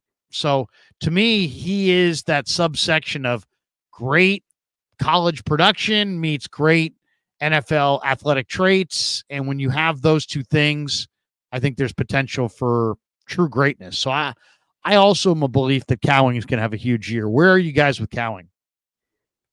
I don't think he's going to have a huge year, but I think he's got a lot of the things the 49ers have sought, which is with Danny Gray, basically since that they've been looking for, since Marquise Goodwin. There we go. Genuinely, they've been looking. Exactly. They've been looking for a guy who can flat out burn people. And I think Cowing does that. And I think he also has the polish and production to know how to just inside run for 15, 20 yards, which honestly, if you move Debo, like he doesn't have anywhere near the same level of physicality, but in terms of just the catch a ball and run, like he's got some of that. So listen. Small guy, I got to see. I mean, we're talking about if Pearsall can hold up. I got to see if he will not explode into lightning bug dust, as Invader 49er said his nickname was. Is he going to just is he just going to crush into dust? 5'8", 165 pounds. Like he could die. Right. When I see guys who are smaller than me, I have a little bit of a worry, because if I was out there, I would die. How are they surviving is my question. I like the production. I like the speed. I'm optimistic about him, much more so than Danny Gray. I think he's more of a proven commodity. Yeah, Danny Gray can't college. run any route but a 9. Right. So, listen, I don't know what he's going to actually do for them this year. There is an ideal circumstance for a Jacob Cowing. And it's something that you and I have talked about, Larry. It's something that Jake and I have certainly talked about. His name is Tank Dell. He was a wide receiver for the Houston Texans. I don't need to tell you about Tank Dell. Tank Dell was incredible last year for the Texans. Tank Dell is about 5'8" and 165 pounds. And Tank Dell is really, really fast. Tank Dell can only really run about 3 routes. He can run a 9, a 7, and a 5. Guess who else can only run about 3 routes? And they're pretty much the exact same things. Jacob Cowing. And again, it's a lofty comparison to say Jacob Cowing's the next Tank Dell. But when you are Kyle Shanahan and you have now spent your offseason looking at what your former protege, Bobby Slowick, was doing to make a rookie quarterback the #1 passer in the NFL in yardage last year, and you look at the Texans offense, which takes your principles and just expands them 50 yards down the field and turn the Texans into something really enjoyable to watch, like an NFL blitz team, man. This thing was video games. And you see Tank Dell doing these things, and you're Kyle Shanahan, and you're thinking, I don't have anybody who can do anything like that. So you go out and you get the best facsimile of Tank Dell in this draft. His name is Jacob Cowing. And again, I'm not bullish that he will do this, but Jacob Cowing can do a couple of things right now at an NFL level. He can run that 7-yard drag route all day, he's got it. He's got a couple of things down. You look at his Arizona tape, he ran the same crap again and again and again. He's a Jed Fish guy at Arizona. Chris Furster was a Jed Fish guy back in the day. Those guys go back to Baltimore. There's some incestuous stuff going on here. Regardless, I think Cowing has a chance to be a really interesting player for the 49ers. He's buried on the depth chart. He'll have to work his way up. It's going to be tough to get over Jawan Jennings in the slot and on, third down situations. And we know Pearsall is going to be knocking at the door for reps. So it's going to be hard to see where Cowing fits in. But one injury and Jacob Cowing can get thrown in, and he might be a guy who, once he is thrown in, you can't take out. Because, again, 2 words, Tank Dell. It's a good one. And Tank Dell was great at University of Houston, and it's amazing, the Texans didn't even have him in the playoffs, and they still almost went to the Super Bowl. Watch out for the Texans, by the way. One last one on the Niners, and we'll hit a little Giants and get out.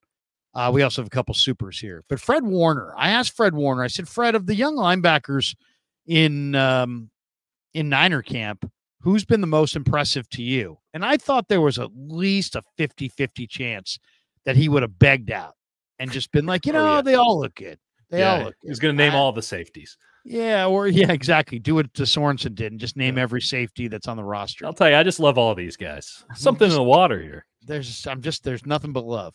But I said to Fred, basically I was asking him between D. Winters, Jalen Graham, and Tatum Bethune, who's had the best OTAs, who's had the best offseason of the linebackers. He heard my question and then came back with this. He said D. Winters has had the best OTAs on the entire team.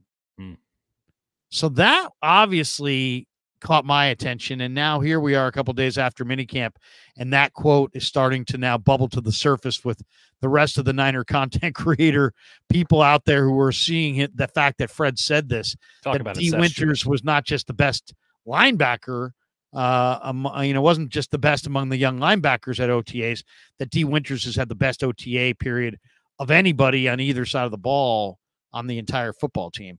What did you guys make of that? And, it's hard to say. I mean, I really like Jalen Graham. I think D. Winters has got some potential as well. I have not seen the same level of performance that Fred Warner has, but Fred knows what he's watching. He's in the meetings. He knows who's progressing, and he loves D. Winters. What'd you guys think of that? Yeah, it's tough to watch, coverage of linebackers, especially without pads. Like you mostly see it at the catch point underneath. D. Winters, I will say, he's a guy where the knock on him really was size, but I think he went to TCU and he has high level movement skills and really had a nose for where to be. Like he got downhill quick. He covered ground well in the pass game. So for him to be the guy that's singled out doesn't really surprise me. It was always like a question of physically, can he be there? Mhm. And I obviously need to see more. But if he can be like, there's a spot for a third linebacker and a spot for somebody to maybe steal it from Devondre Campbell. So that third linebacker spot really wide open. And I could see a chance for Winters to take that spot, maybe even move next to Warner. Like, I don't know if he has the size for that. I need to see it with pads on. I definitely didn't see him and be like, oh, this guy's dominating the way Warner did. But, you know, again, Fred's also probably locked in on the linebackers, you know, in a way we're not. Yeah. I mean, I will cop to it. I didn't notice D Winters, good or bad. So take that for what it's worth. I don't try to lock in on the linebackers too much for the same reason. You like, most of the time they're just getting cooked. I mean, linebackers in 7-on-7s, they might as well throw some of those tackling dummies out there. It's not fair. And I guess that's the entire premise of the Shanahan offense, but it still doesn't make it nice or enjoyable to watch. I'll say this, D Winters is going to be on this team because he's a very valued special teams player, and special teams have never been more important than they will be this upcoming season with the new kickoff rules. So he's around.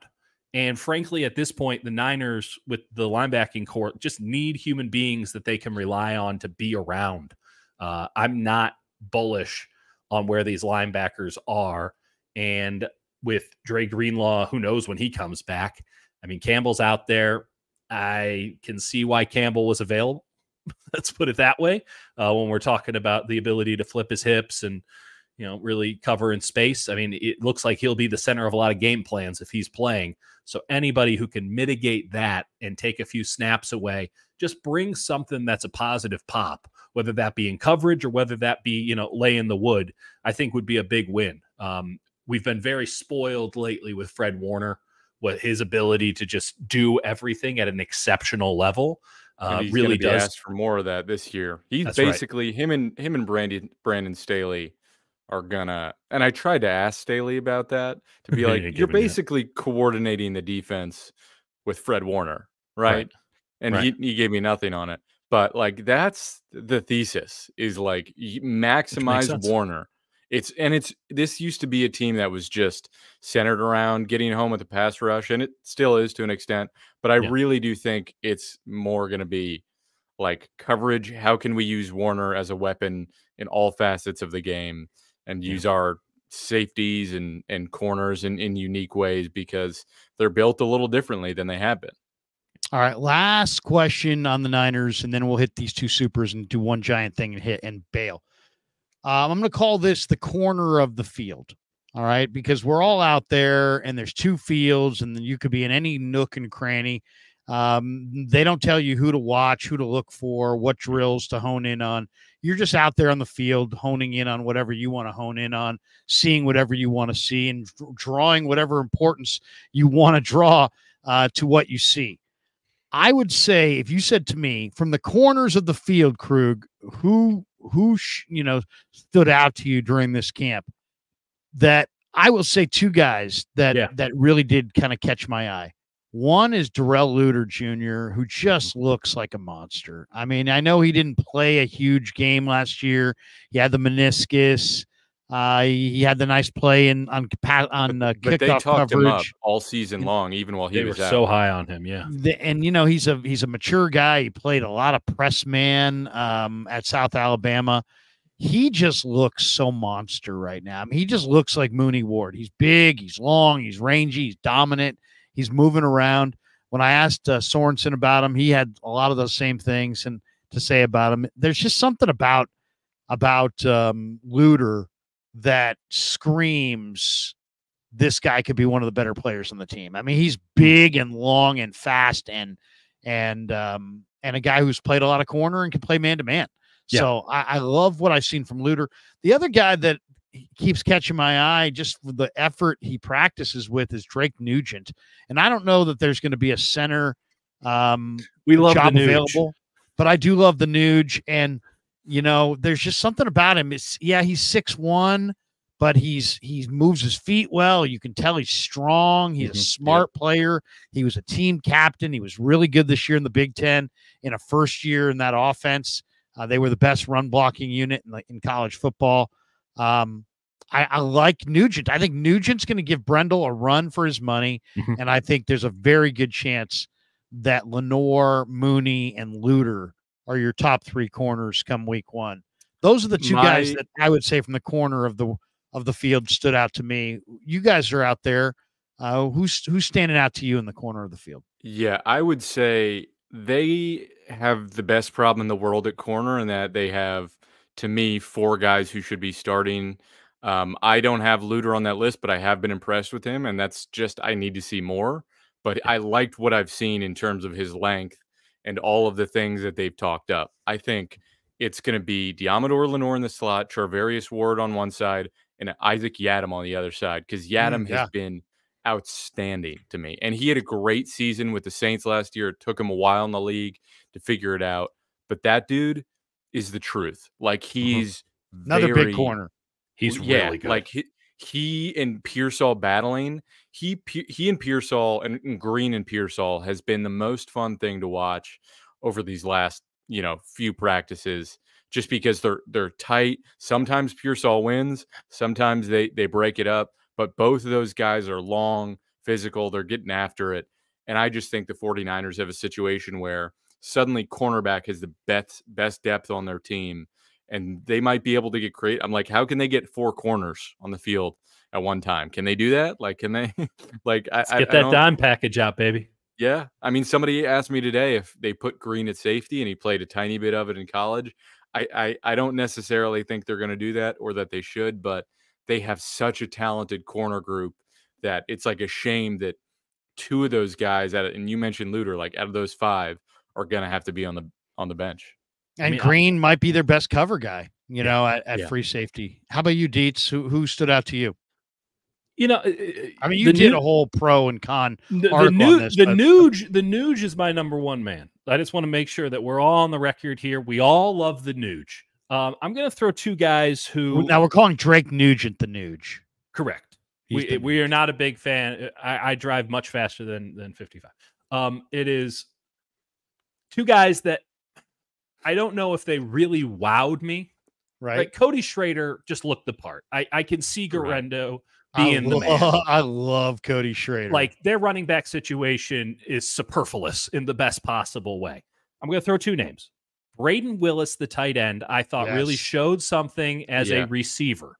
Yeah. I have no idea if he can play tight end, but I think he can play as a flanker. So that's a positive. And then another guy who, again, we're not getting padded practices, so it's difficult. But you just look at the guy, you look at the get off on the line of scrimmage, and there's something that makes you go, oh, yeah, when you watch Yetur Gross-Matos line up in a drill, and you go, that guy looks like he can play some football.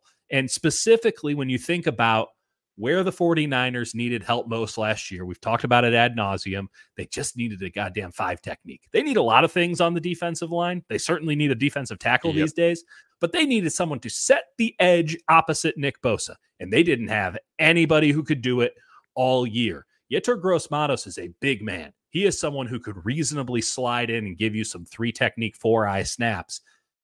I would like to think that he can set an edge with that kind of size when they stick him on the outside, because I've seen the reps with Carolina.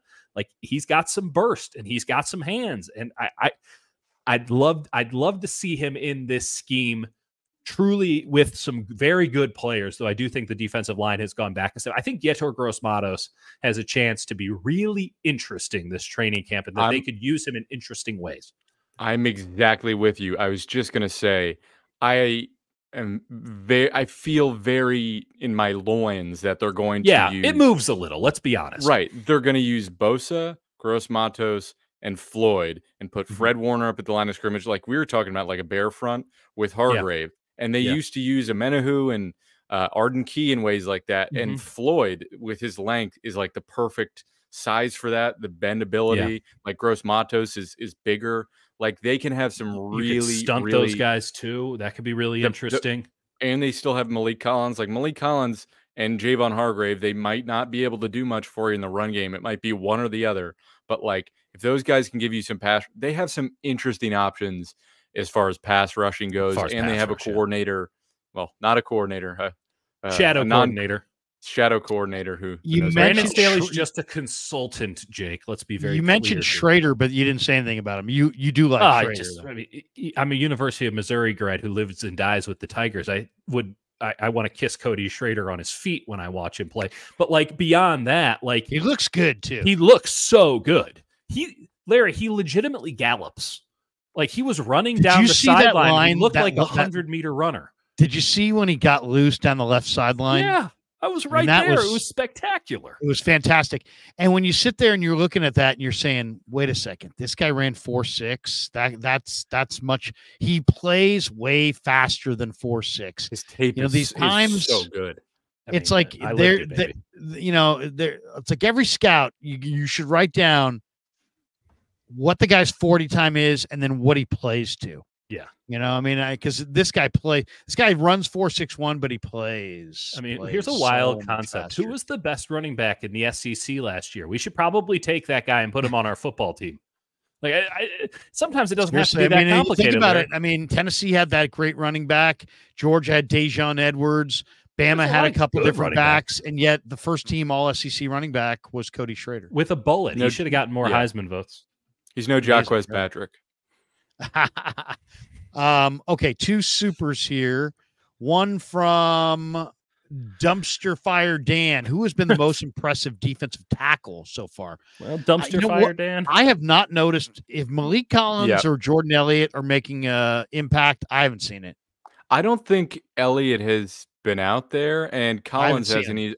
I think they both haven't been out there. Yeah. I have noticed nothing from the defensive tackle group. Truly, I did study Shaquille Brown, number 9. I like Shaquille Brown. 60 and 67 or 66. But Shaquille Brown and Evan Anderson, they're both look like viable guys to make the roster. Brown is really something to watch because you're talking about 295 and just explosive, really explosively fast. Now, I don't know if he can play with leverage, play the run, all the things that actually matter. But as far as just looking at him in a workout, you can see why they wanted this guy. Yeah, he's big and strong and fast. When you think about Brown, think about like a Kerry Hyder type. A little bit heavier, a little younger, a little more explosive. Yeah, but and Kerry Hyder had some very good years for the 49ers. He did. Got paid and then came back and didn't do much after that. But yeah, defensive tackle in minicamp, you're not getting much unless you get crazy explosion. James Foster says, is Ayuk going to risk $40 million guaranteed now with potential for double that with a new deal to maybe get 10 to 15 million more next year?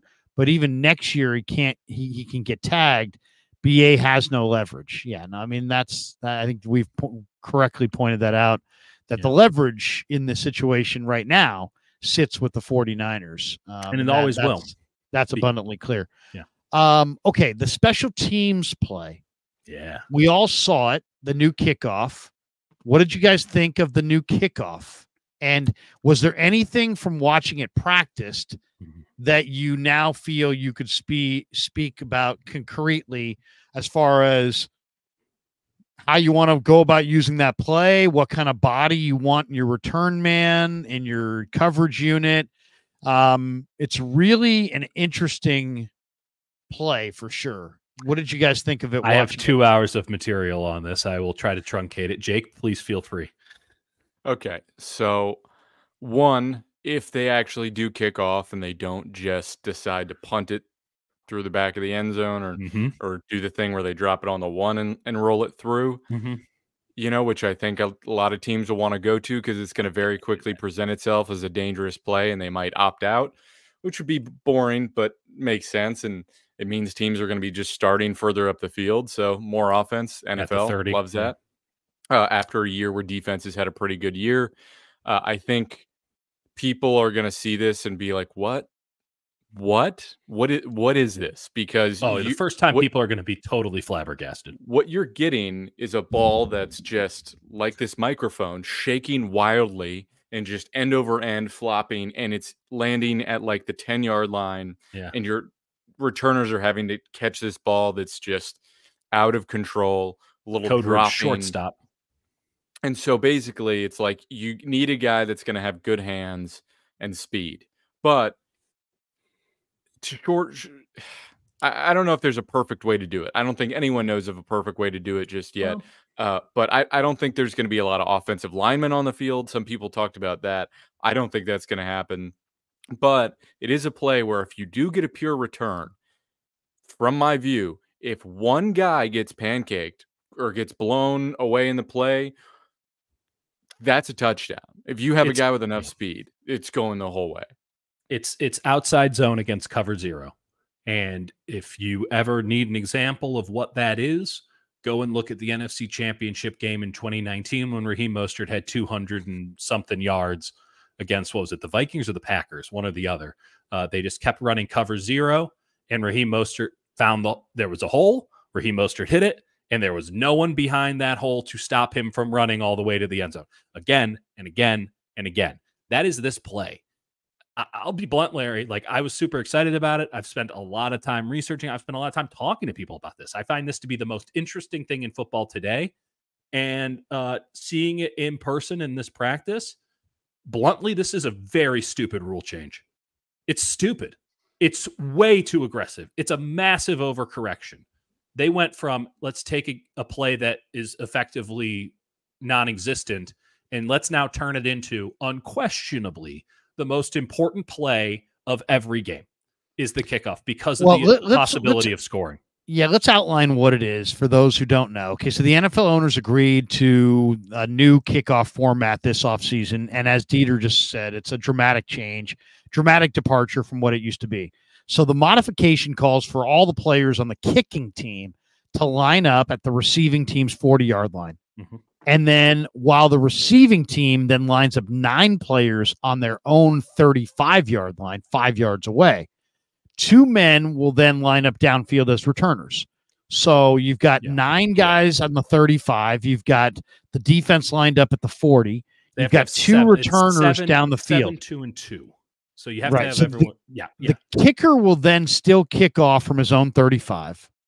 But unlike in the past, when the guys on the coverage unit would time their running down the field with his kick, he's going to kick, and the kickoff team defenders will not be permitted to move at all until the ball hits the ground inside what they're calling the landing zone, which is inside the receiving team's 20-yard line.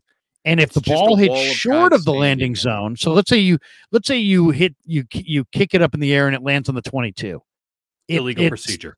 It's a penalty, and the ball's moved to the receiving team's 40-yard line, just as if in the past you kicked it out of bounds. So in the past, same rule for out of bounds. Yeah, if you kick the ball out of bounds, it went the other team got the ball on the 40.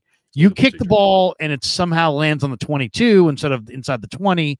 They get the ball on the 40-yard line. Right. If you kick the ball back through the back of the end zone and you make it a touchback, that's going to move the ball to the receiving team's 30-yard line. Right. So if you kick it through the back of the end zone, they get it on the 30. If you kick it short, they get it on the 40. And then if there'll be some teams that will try to drop it in the landing zone and then go fight for it, kind of like dumping it in hockey and trying to fight along the boards for it. Check play. I mean, there'll be some teams that will try to do that. What we don't know is what kind of personnel is going to succeed in this. This was our first extended opportunity to really learn from trial and error of watching this play. Some of the people that I've heard discuss it say that it kind of favors maybe a bigger return guy.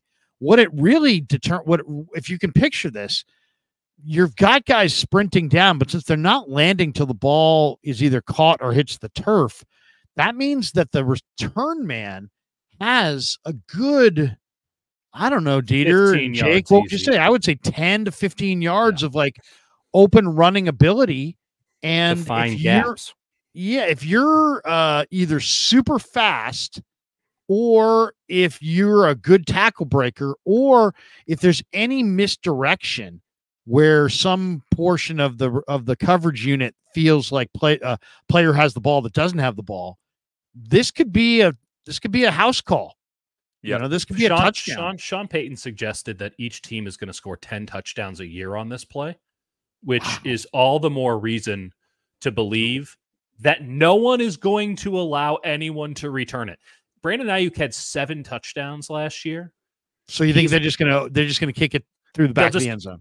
It was 25 yards. Now it's 30. Fine, just take it. You have to go 70 yards because effectively there's no second line of defense. On previous kickoffs, right? You have a wave and another wave, and here's another wave that's coming from the other side on the back end. There's nobody on the back end. Is it possible, Dieter, that it might be one of those things where if you are leading or if it's a tie ball game, it becomes like, basically everybody kicks it through the back of the end zone and gives them the ball at the 30. But if you're trailing in the game, now you're going to try to kick it in some empty spot inside the 20, and then hopefully almost like kind of like a higher percentage onside kick potentially. Well, I don't actually, and I've asked, there's not clarification on this. I've asked the NFL specialists, and they're like, I don't know the answer empirically. I don't know if someone kicks it into the landing area and the kicking team is the first team to touch it. Is that an onside kick? Because onside kicks now have to be declared. And prior, you could that would be the case, right? If you kicked it all the way down the field and for some reason, some stupid reason, the receiving team did not actually receive the ball and the ball's just laying there at the 5, if you touched it as the kicking team, that was your ball. I don't know if that's the case anymore. Gilbert Rivera stealing my point here. They have a litany of very good options for returner, and I think most teams do. Maybe Cody Schrader might be the ideal guy. No, I mean, Garendo is perfect for this because Garendo is the second coming of Raheem Mostert. If he doesn't fumble. And if he doesn't, I mean, listen, it's about getting up to a maximum velocity as a runner, and it's about not necessarily being able to break a tackle or two, arm tackles in a hole, but finding a gap and just going. And if the 49ers can block it right, that's there. But here's the thing. The receiving team is always going to have a distinct, this is no question a mess, a distinct advantage because the kicker is way behind. They don't want to get involved in kicking or in tackling anybody.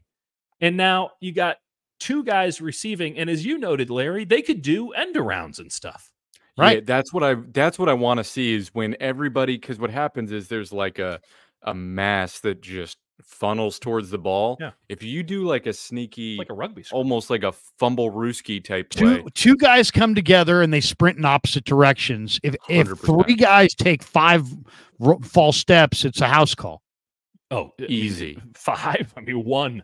Right. I mean, if you're dealing with the speed of an Isaac Garendo, like it's 1 bad step. You leave a little bit of a hole because it's not as if you're running from 7 yards behind the line of scrimmage and you're trying to get outside the tackle. You have been running for 20 yards. I mean, directly at this area. And if it opens up, no one's touching you. Well, not to interrupt you, Jake, but the other thing is they want to avoid injuries, but doesn't this kind of lend itself to like a high speed collision for the returners? Yeah. For the returners. This is the train, right? Do you kill 3 or do you just let 1 die? They're going to let the returner die for the sake of everybody else. Yeah. I mean, to me, it seems like, and when I watched it practiced, I thought to myself, wow, if you are like, let's say you had the guy that I think of, because he was just so unbelievable, was Terrell Owens. Yeah. If you have a big bodied guy, oh, Jesus, could you put who, DK if he gets momentum rolling, he's nobody you want to bring down. Yeah. That guy could really dominate on this play. I think if you have Debo and who's Garendo the biggest receiver in the league? DK Metcalf. DK Metcalf on this would be insane. The only thing that would make him a little less insane is he doesn't have great cutting ability. He has no hips. Yeah, kind of he doesn't have to try and avoid anyone. He should just go straight through him. He could probably just jump over them. Anybody who's like, whoa, when they get 3 step, like to me, You know who could be really good at this? Debo. Yeah, Debo. Yeah. Debo, you get Debo with 3 steps, 4 steps, 5 steps of momentum. Good luck tackling him. And what that also is going to do is if teams have any doubt about that, they're going to kick that through the back of the end zone. Like, teams are already going to decide to do that. But if you put Debo and Guerrero back there, it's over. Don't you think it's going to be exactly what I said? It's going to be when you have the lead, you're going to kick it through the back of the end zone. But when you don't have the lead, you're going to kick it high into the air, try to drop it into a spot that inside the 20 where they're not 10. Standing, and then fight it out for it. And hopefully get a turnover. I'm not sure that the risk is ever going to be worth the reward, because it's not as they kicked it through the back of the end zone on principle across the league for decades because 1% of kicks were getting returned for touchdowns. What happens when that's now like 15%? I know. But there's no reason to ever risk it. I do. No. I do think Larry makes a point. Like, if you're trailing and you're desperate and you don't really, I don't know, trust your defense once an offense gets out of its own half. Like, there's a way, if you've got like a good kicker and the other team has a weak return unit, like you could put a little knuckle on it, drop it down there, and hope they just don't handle it well. You come down and you pin them at like the 12. That's the reward of, we've now saved 15 yards of field position, and the risk is that they could score a touchdown with relative ease. And I just never think that 6 points is worth 15 yards. Beyond that, I will say this: if there's a contingency to my point of teams are just going to try to kick it out of the back of the end zone every time, and they'll just do that in perpetuity and completely ruin all the fun, not everyone can get it out of the back of the end zone, especially when we get later in the year. And so I will bet that the general consensus is just kick it out of the back of the end zone. We're going to concede 5 yards versus last year, just touchbacks.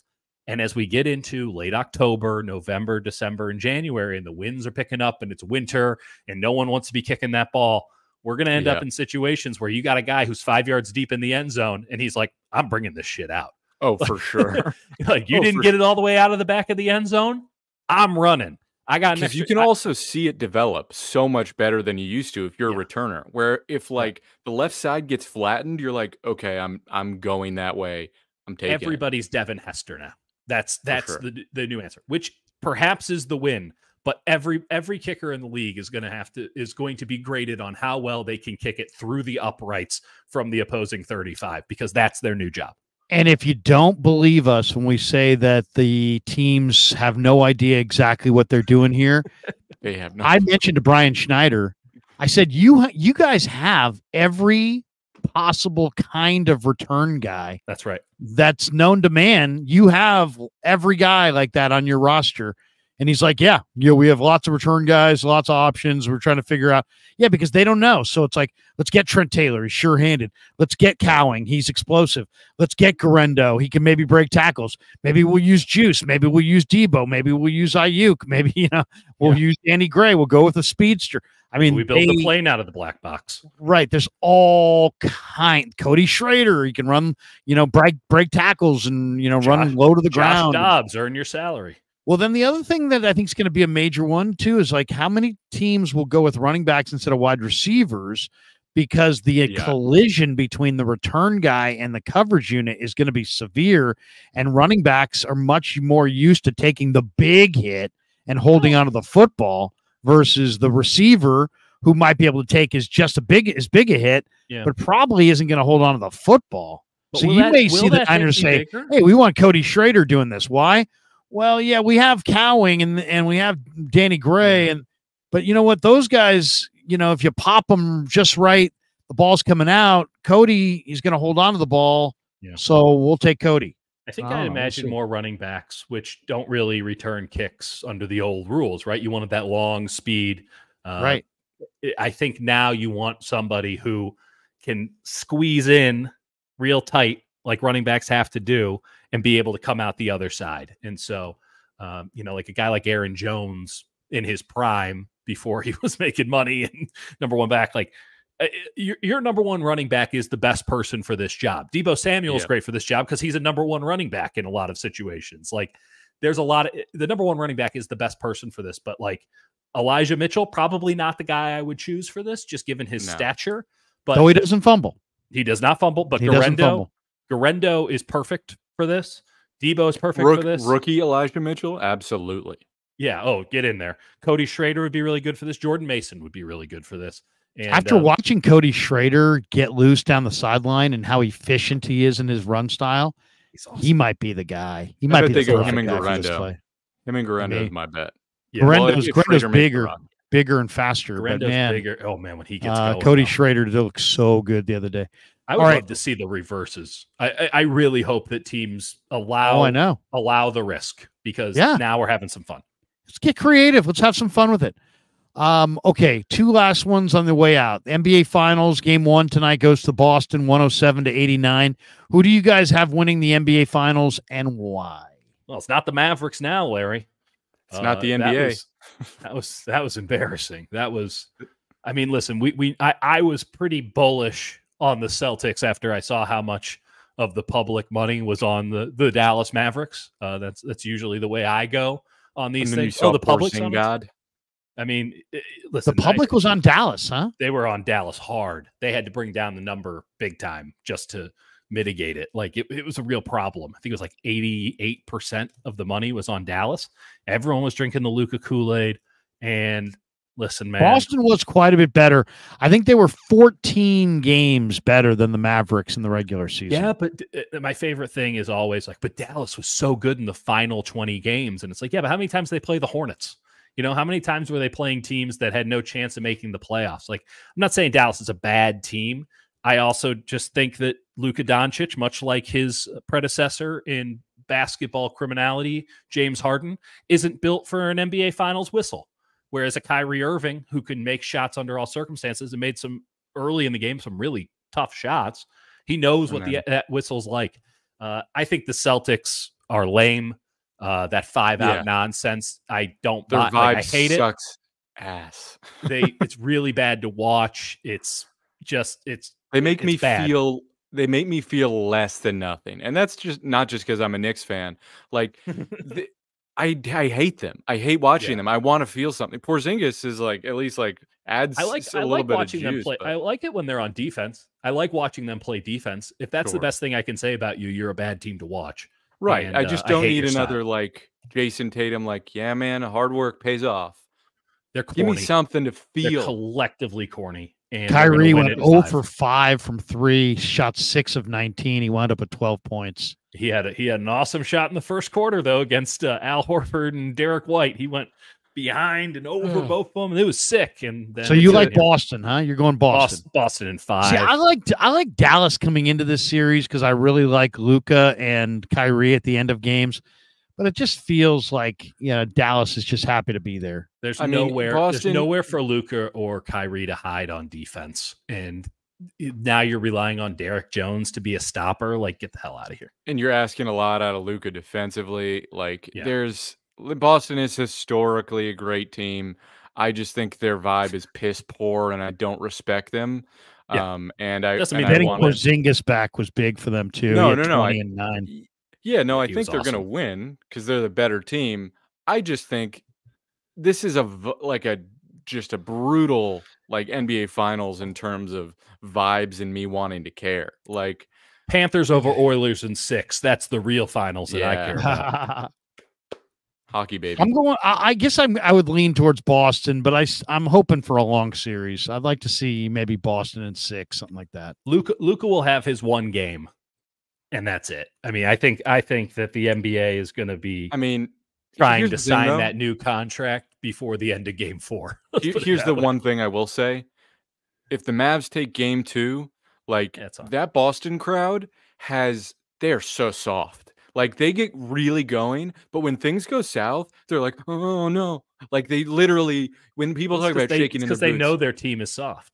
They start shaking in their, they know. And they're like, we're Boston.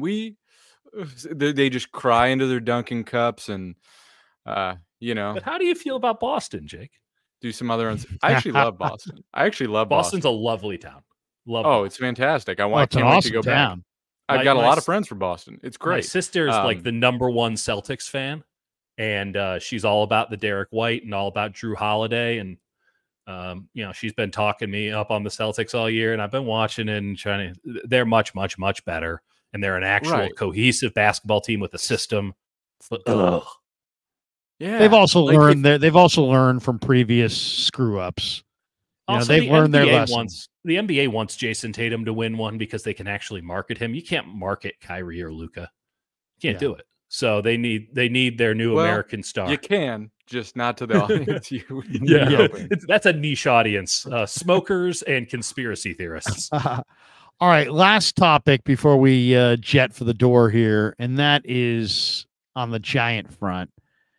You guys are in this market, so and Dieter, you're working for KBR. They're the Giants flagship station. Austin Slater came back from a rehab assignment. He was reinstated off the 7-day concussion list. Luis Matos was optioned to AAA Sacramento. Mm-hmm. Slater has been hitting 194 since July 1st of 2023 with 1 RBI. He had elbow surgery in the offseason. He's injury prone. Matos has been hitting, he's been in a funk, but he was the NL Player of the Week, 3 weeks ago. Yeah. He's got 20 RBIs. He's athletic. He's a better defensive player in center field. Will Clark on the demotion of Luis Matos. He went on with Murph on KBR and said, not a big fan of that decision. I love Matos. He's going to be one of the future outfielders in this organization. Somebody gave me an opportunity. They stuck with me. I'm a big believer in that. You have to stick with the young guys and deal with the growing pains. I could not agree more with Will Clark. I mean, if Slater's a star, then I get it. But Slater's not a star. Slater's just a dude. And if Nick Ahmed was a star, then I get it. But he's not a star. So just go with your young guys and let them struggle and let them learn how to figure it out. And I'm not saying go with them endlessly, but Matos was the National League Player of the Week 3 weeks ago. Yeah. And you've got a bevy of coaches. Get with him in the cage 3:00 in the afternoon and keep working with him. But don't send him out for Austin Slater. I mean, the Giants are just so fucking annoying. It's like, I can't. They were one of the most annoying franchises to follow. There's been more life, and they had a little bit of a run in May. Why? Because they promoted some guys out of their farm system and they started scoring some runs. Yeah. Well, now as soon as these guys cool off, I mean, Ramos is still hot, so he's up. Well, yeah. But as soon as Matos cools off for a couple weeks, boom, he's in the minors, and it's time for another Austin Slater. But Yaz can be absolute shit forever. Slater can be absolutely nothing for months on end, and these guys are just in the lineup no matter what. Nobody's taking their job, but as soon as Matos or Ramos or Luciano slide a little bit, it's like, get them the hell out of here. It's like somebody should send the Giants a message and remind them that they're not going anywhere. And it might be actually in their best interest to, I don't know, either win games or develop your young players. Don't lose games and not develop your young players. That seems like the path they're on right now. I'm not getting it, and neither is Will Clark. I think Will is way off base, and I think that this is legitimately overlooking why Luis Matos was in the major leagues in the first place. He wasn't the first call up or the second call up or the third. They called up Brett Wisely before they called him up. They called up Luis Matos because it was a legitimate emergency. Jung-Hoo Lee's shoulder exploded. And Conforto's on the deal. They had run out of outfielders, and they go, shit, we got to bring up Matos. And Matos did come up and lace the ball and had 11 RBIs in the course of 2 games against Colorado. Okay. And since then, in his last 13 games, he has an OPS of 367. I mean, he's not even close to replacement level. Where is he at? I mean, but then sit him down and figure it out. But don't farm him down. What's he out. Doing? You're going to sit him because you can't play. I'd sit him for a day or two. I'm just saying. They've done that. They've done that a couple times. And but I mean, you're going to Austin Slater. We know what Slater is. The notion that Luis Matos, everyone goes, oh well, he'll figure it out. Casey Schmidt never figured it out. Casey Schmidt came up. I don't know if he's also either been given enough time to figure it out. But I mean, they're not the same guy. I agree. There's a fine line to walk there. And I was #1 guy on make Luis Matos your starting right fielder this year. That was my I wrote it. I banged the drum. But listen, he was getting deeper into the funk. There was no signs that it was going to break. And him going back to Sacramento, the spot that they imagined that he would be in the entire time, doesn't affect me because Elliot Ramos did come up. And Elliot Ramos is hitting the shit out of the ball. And so you say, oh, you got to play your young guys. Here's Elliot Ramos. He's a young guy. You're going to play him every day. They've played him for 27 But Dieter, you understand baseball. Guys go up, guys go down, guys get better, guys get worse. I mean, so if Ramos has 2 tough weeks, is he now going back? I mean, you can't just Jimmy Jack everybody around. No, sometimes you got to roll with some guys. Or the other. And listen, I wrote this a week ago, and I said they're going to have to choose one or the other because when Conforto got brought back from the IL, no one was like, oh, what are they going to send down somebody? No one gave a crap because Conforto's actually hit. But because it's Slater, now everyone goes, oh, this is malpractice. Well, legitimately, Slater is a better player than Luis Matos right now. He is. And Austin Slater is one of the better hitters against left-handers in the major leagues. Is that something that's going to manifest? I don't know. But Austin Slater's put in some pretty good years at the major league level where he's been quality. Right. He's never hit 15 home runs and he's never stolen 15 bases. Luis Matos, is he going to do that? Because Luis Matos hasn't hit a home run since May 18th.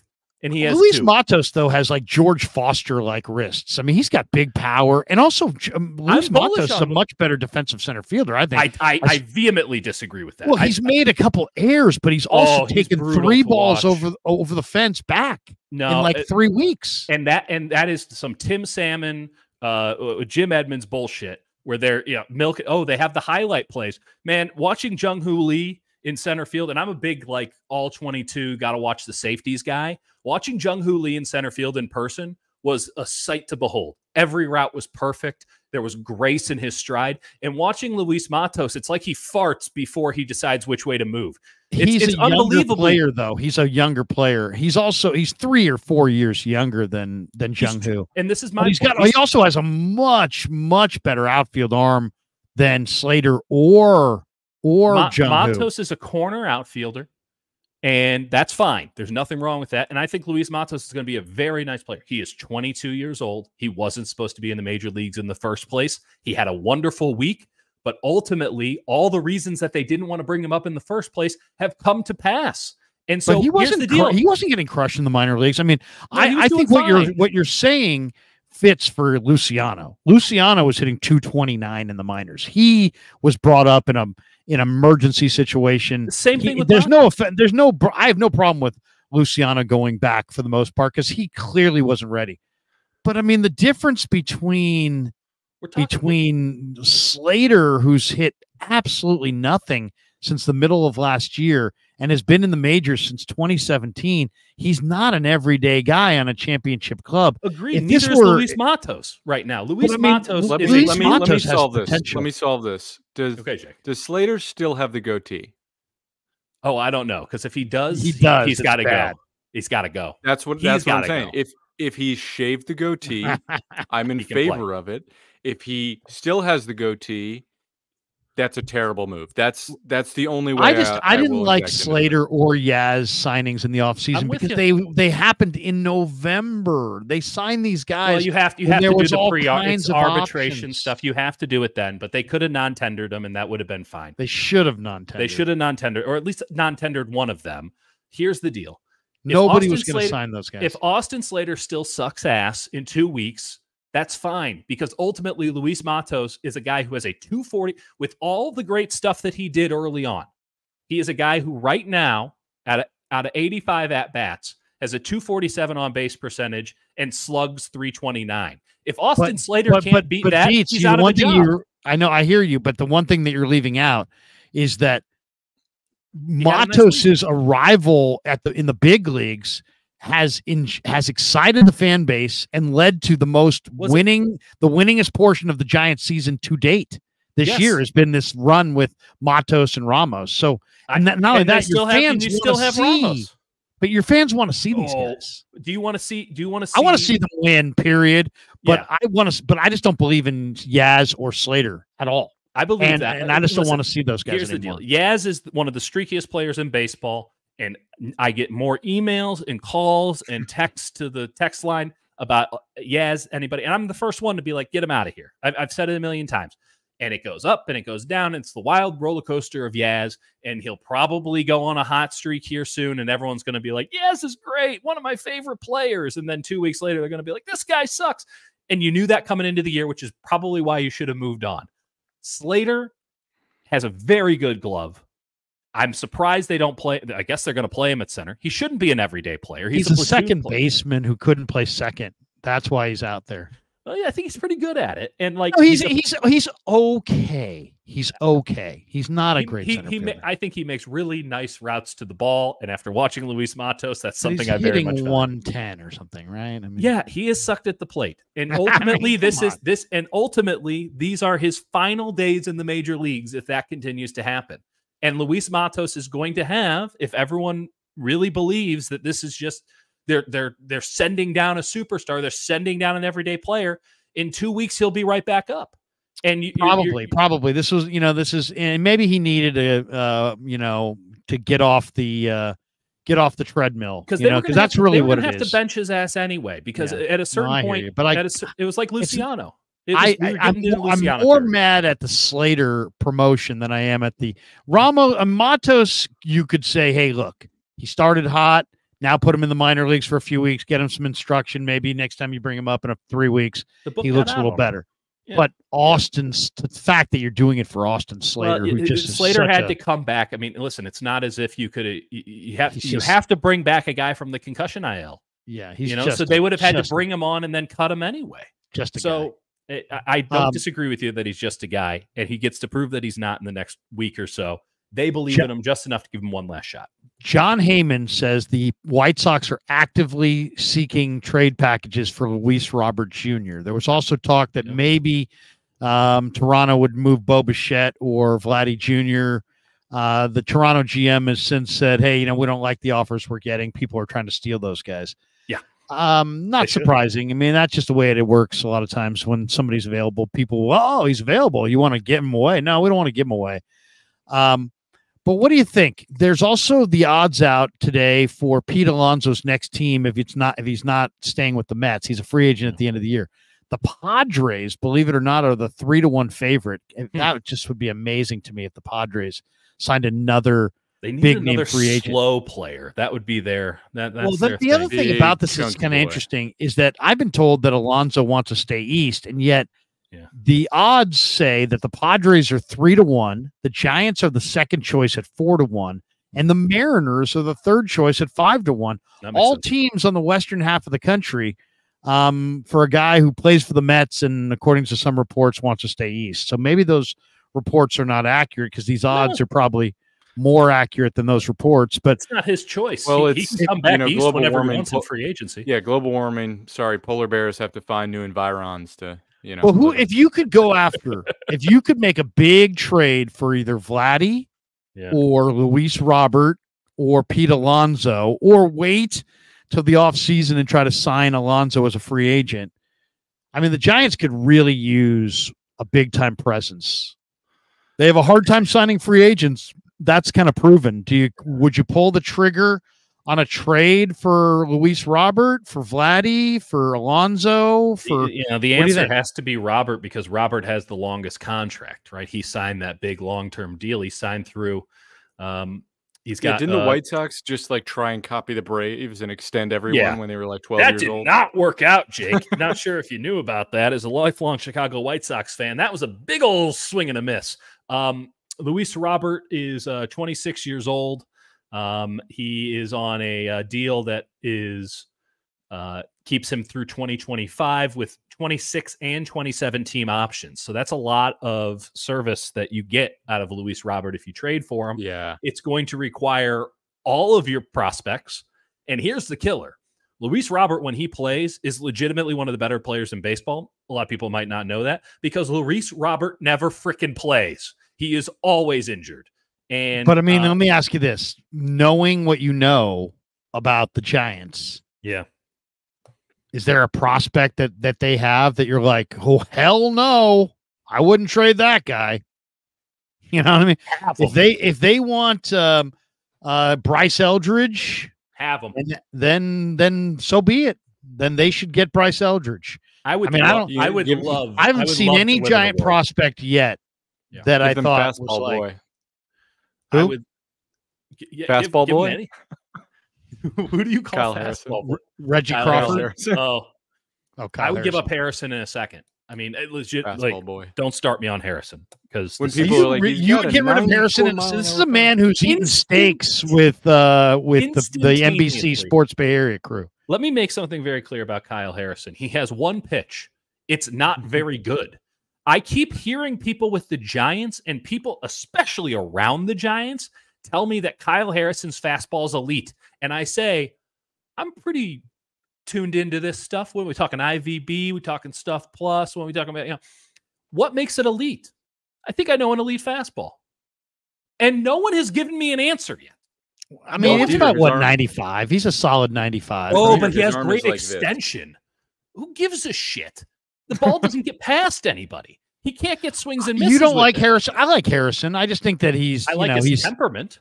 He's here probably a little bit before his time, but I like him. I think he's a solid major. He's not a 1 or a 2, but he's a solid major league starter. No, Larry. Like he has been, but no. You don't think he's a 3 or 4 in a major league starter? I kind of think he is today. No, maybe down the line. If he had a single secondary pitch, I would buy in a little bit. But he has one pitch that he throws 70% of the time, and it's average at best. And it's like, dude, I trust Kyle. I think he's a very sharp kid.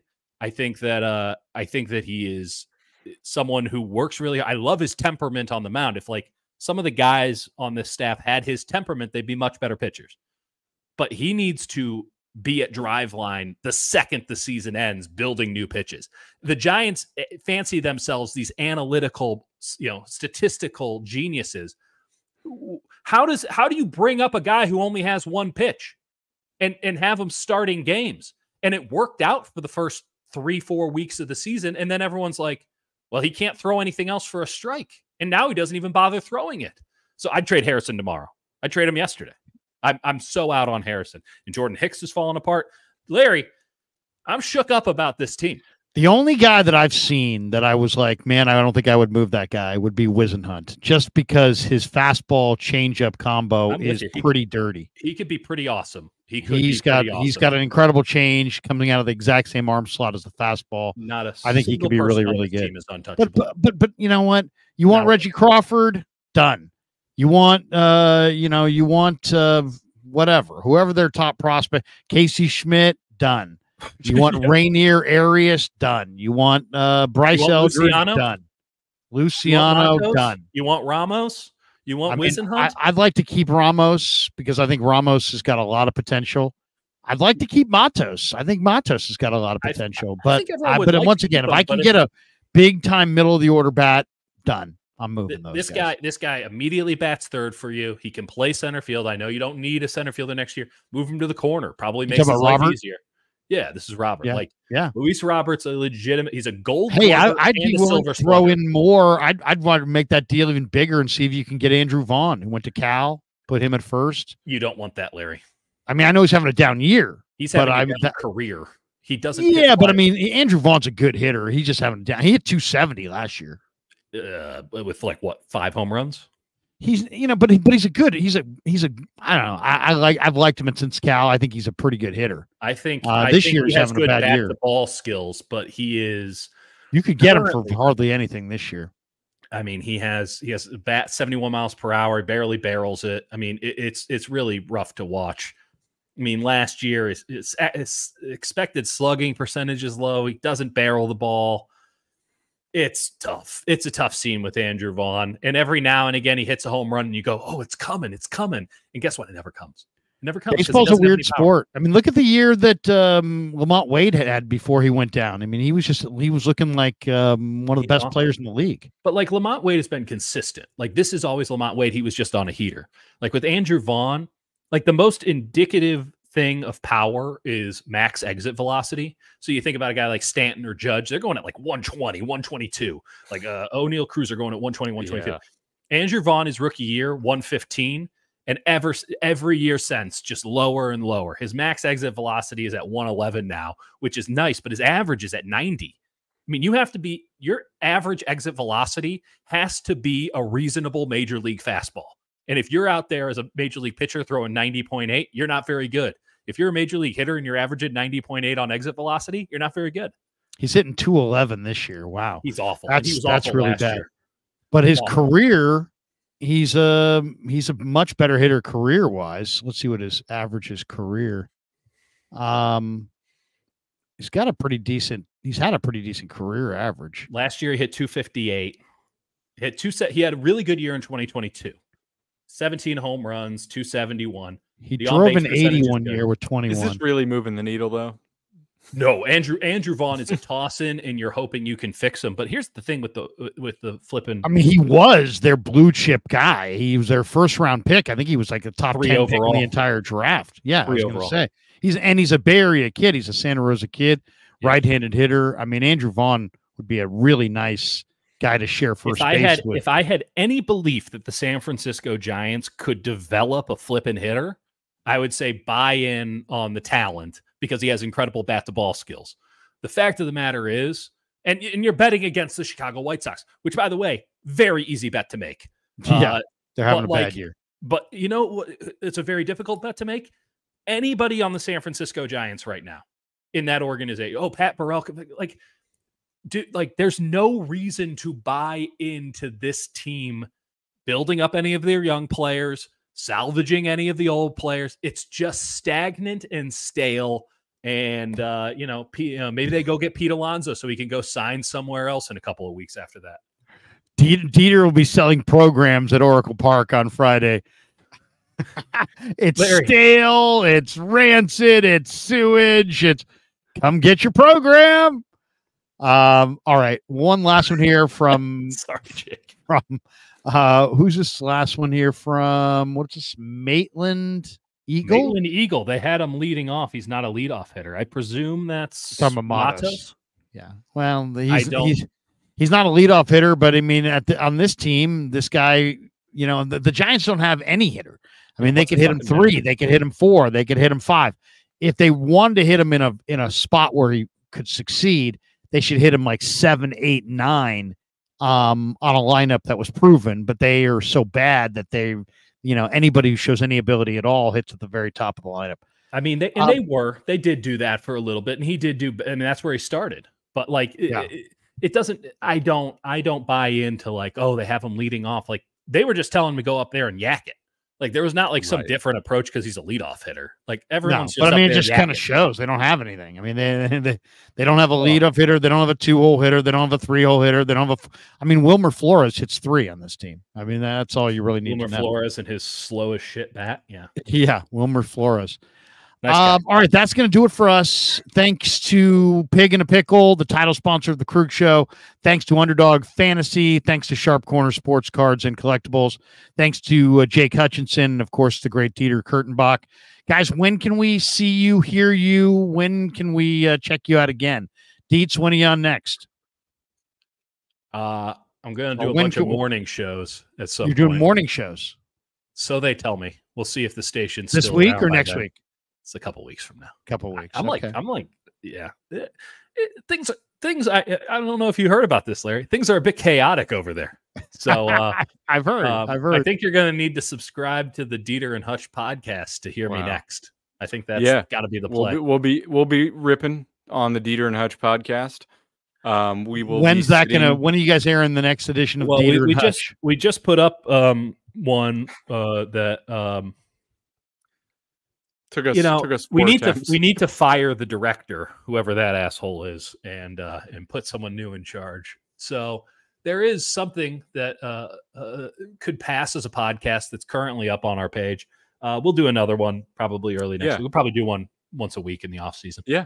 And until then, I'll be sitting in a hyperbaric chamber staring into the void of space, watching Gabe Kapler TikTok videos. Dude. People knocked me so hard for saying that dude was weird, and now they're all finding out what people were disagreeing with that. people were really angry at me. They're like, Once here's I saw Fatty just being angry about Gabe being handsome. And it's just like, look up the one. Yes. What The a one loser video where that guy he's is. like at a burger place and he's like, I love any place that has a flower inside of a Topo Chico bottle. Like that was all I needed to hear to send a shiver down my spine to know it was game over. That's the former spokesperson for K-Swiss, ladies and gentlemen. K-Swiss. I've never seen anyone whose social media presence screams, I don't have sex more. I mean, it is just the virgin energy permeating out of Gabe Kapler's TikTok and Instagram is out of control. And again, this guy is saying that. I want to go on a cross-country trip with Zach Littell, Sam Coonrod, and Gabe Kapler. All right, that does it for us. Thanks to Jake. Thanks to Dieter. Check these guys out. They do incredible stuff. Thanks for tuning in to the Krug Show. And once again, peace. We're out. Yeah, never met a man I've been scared of.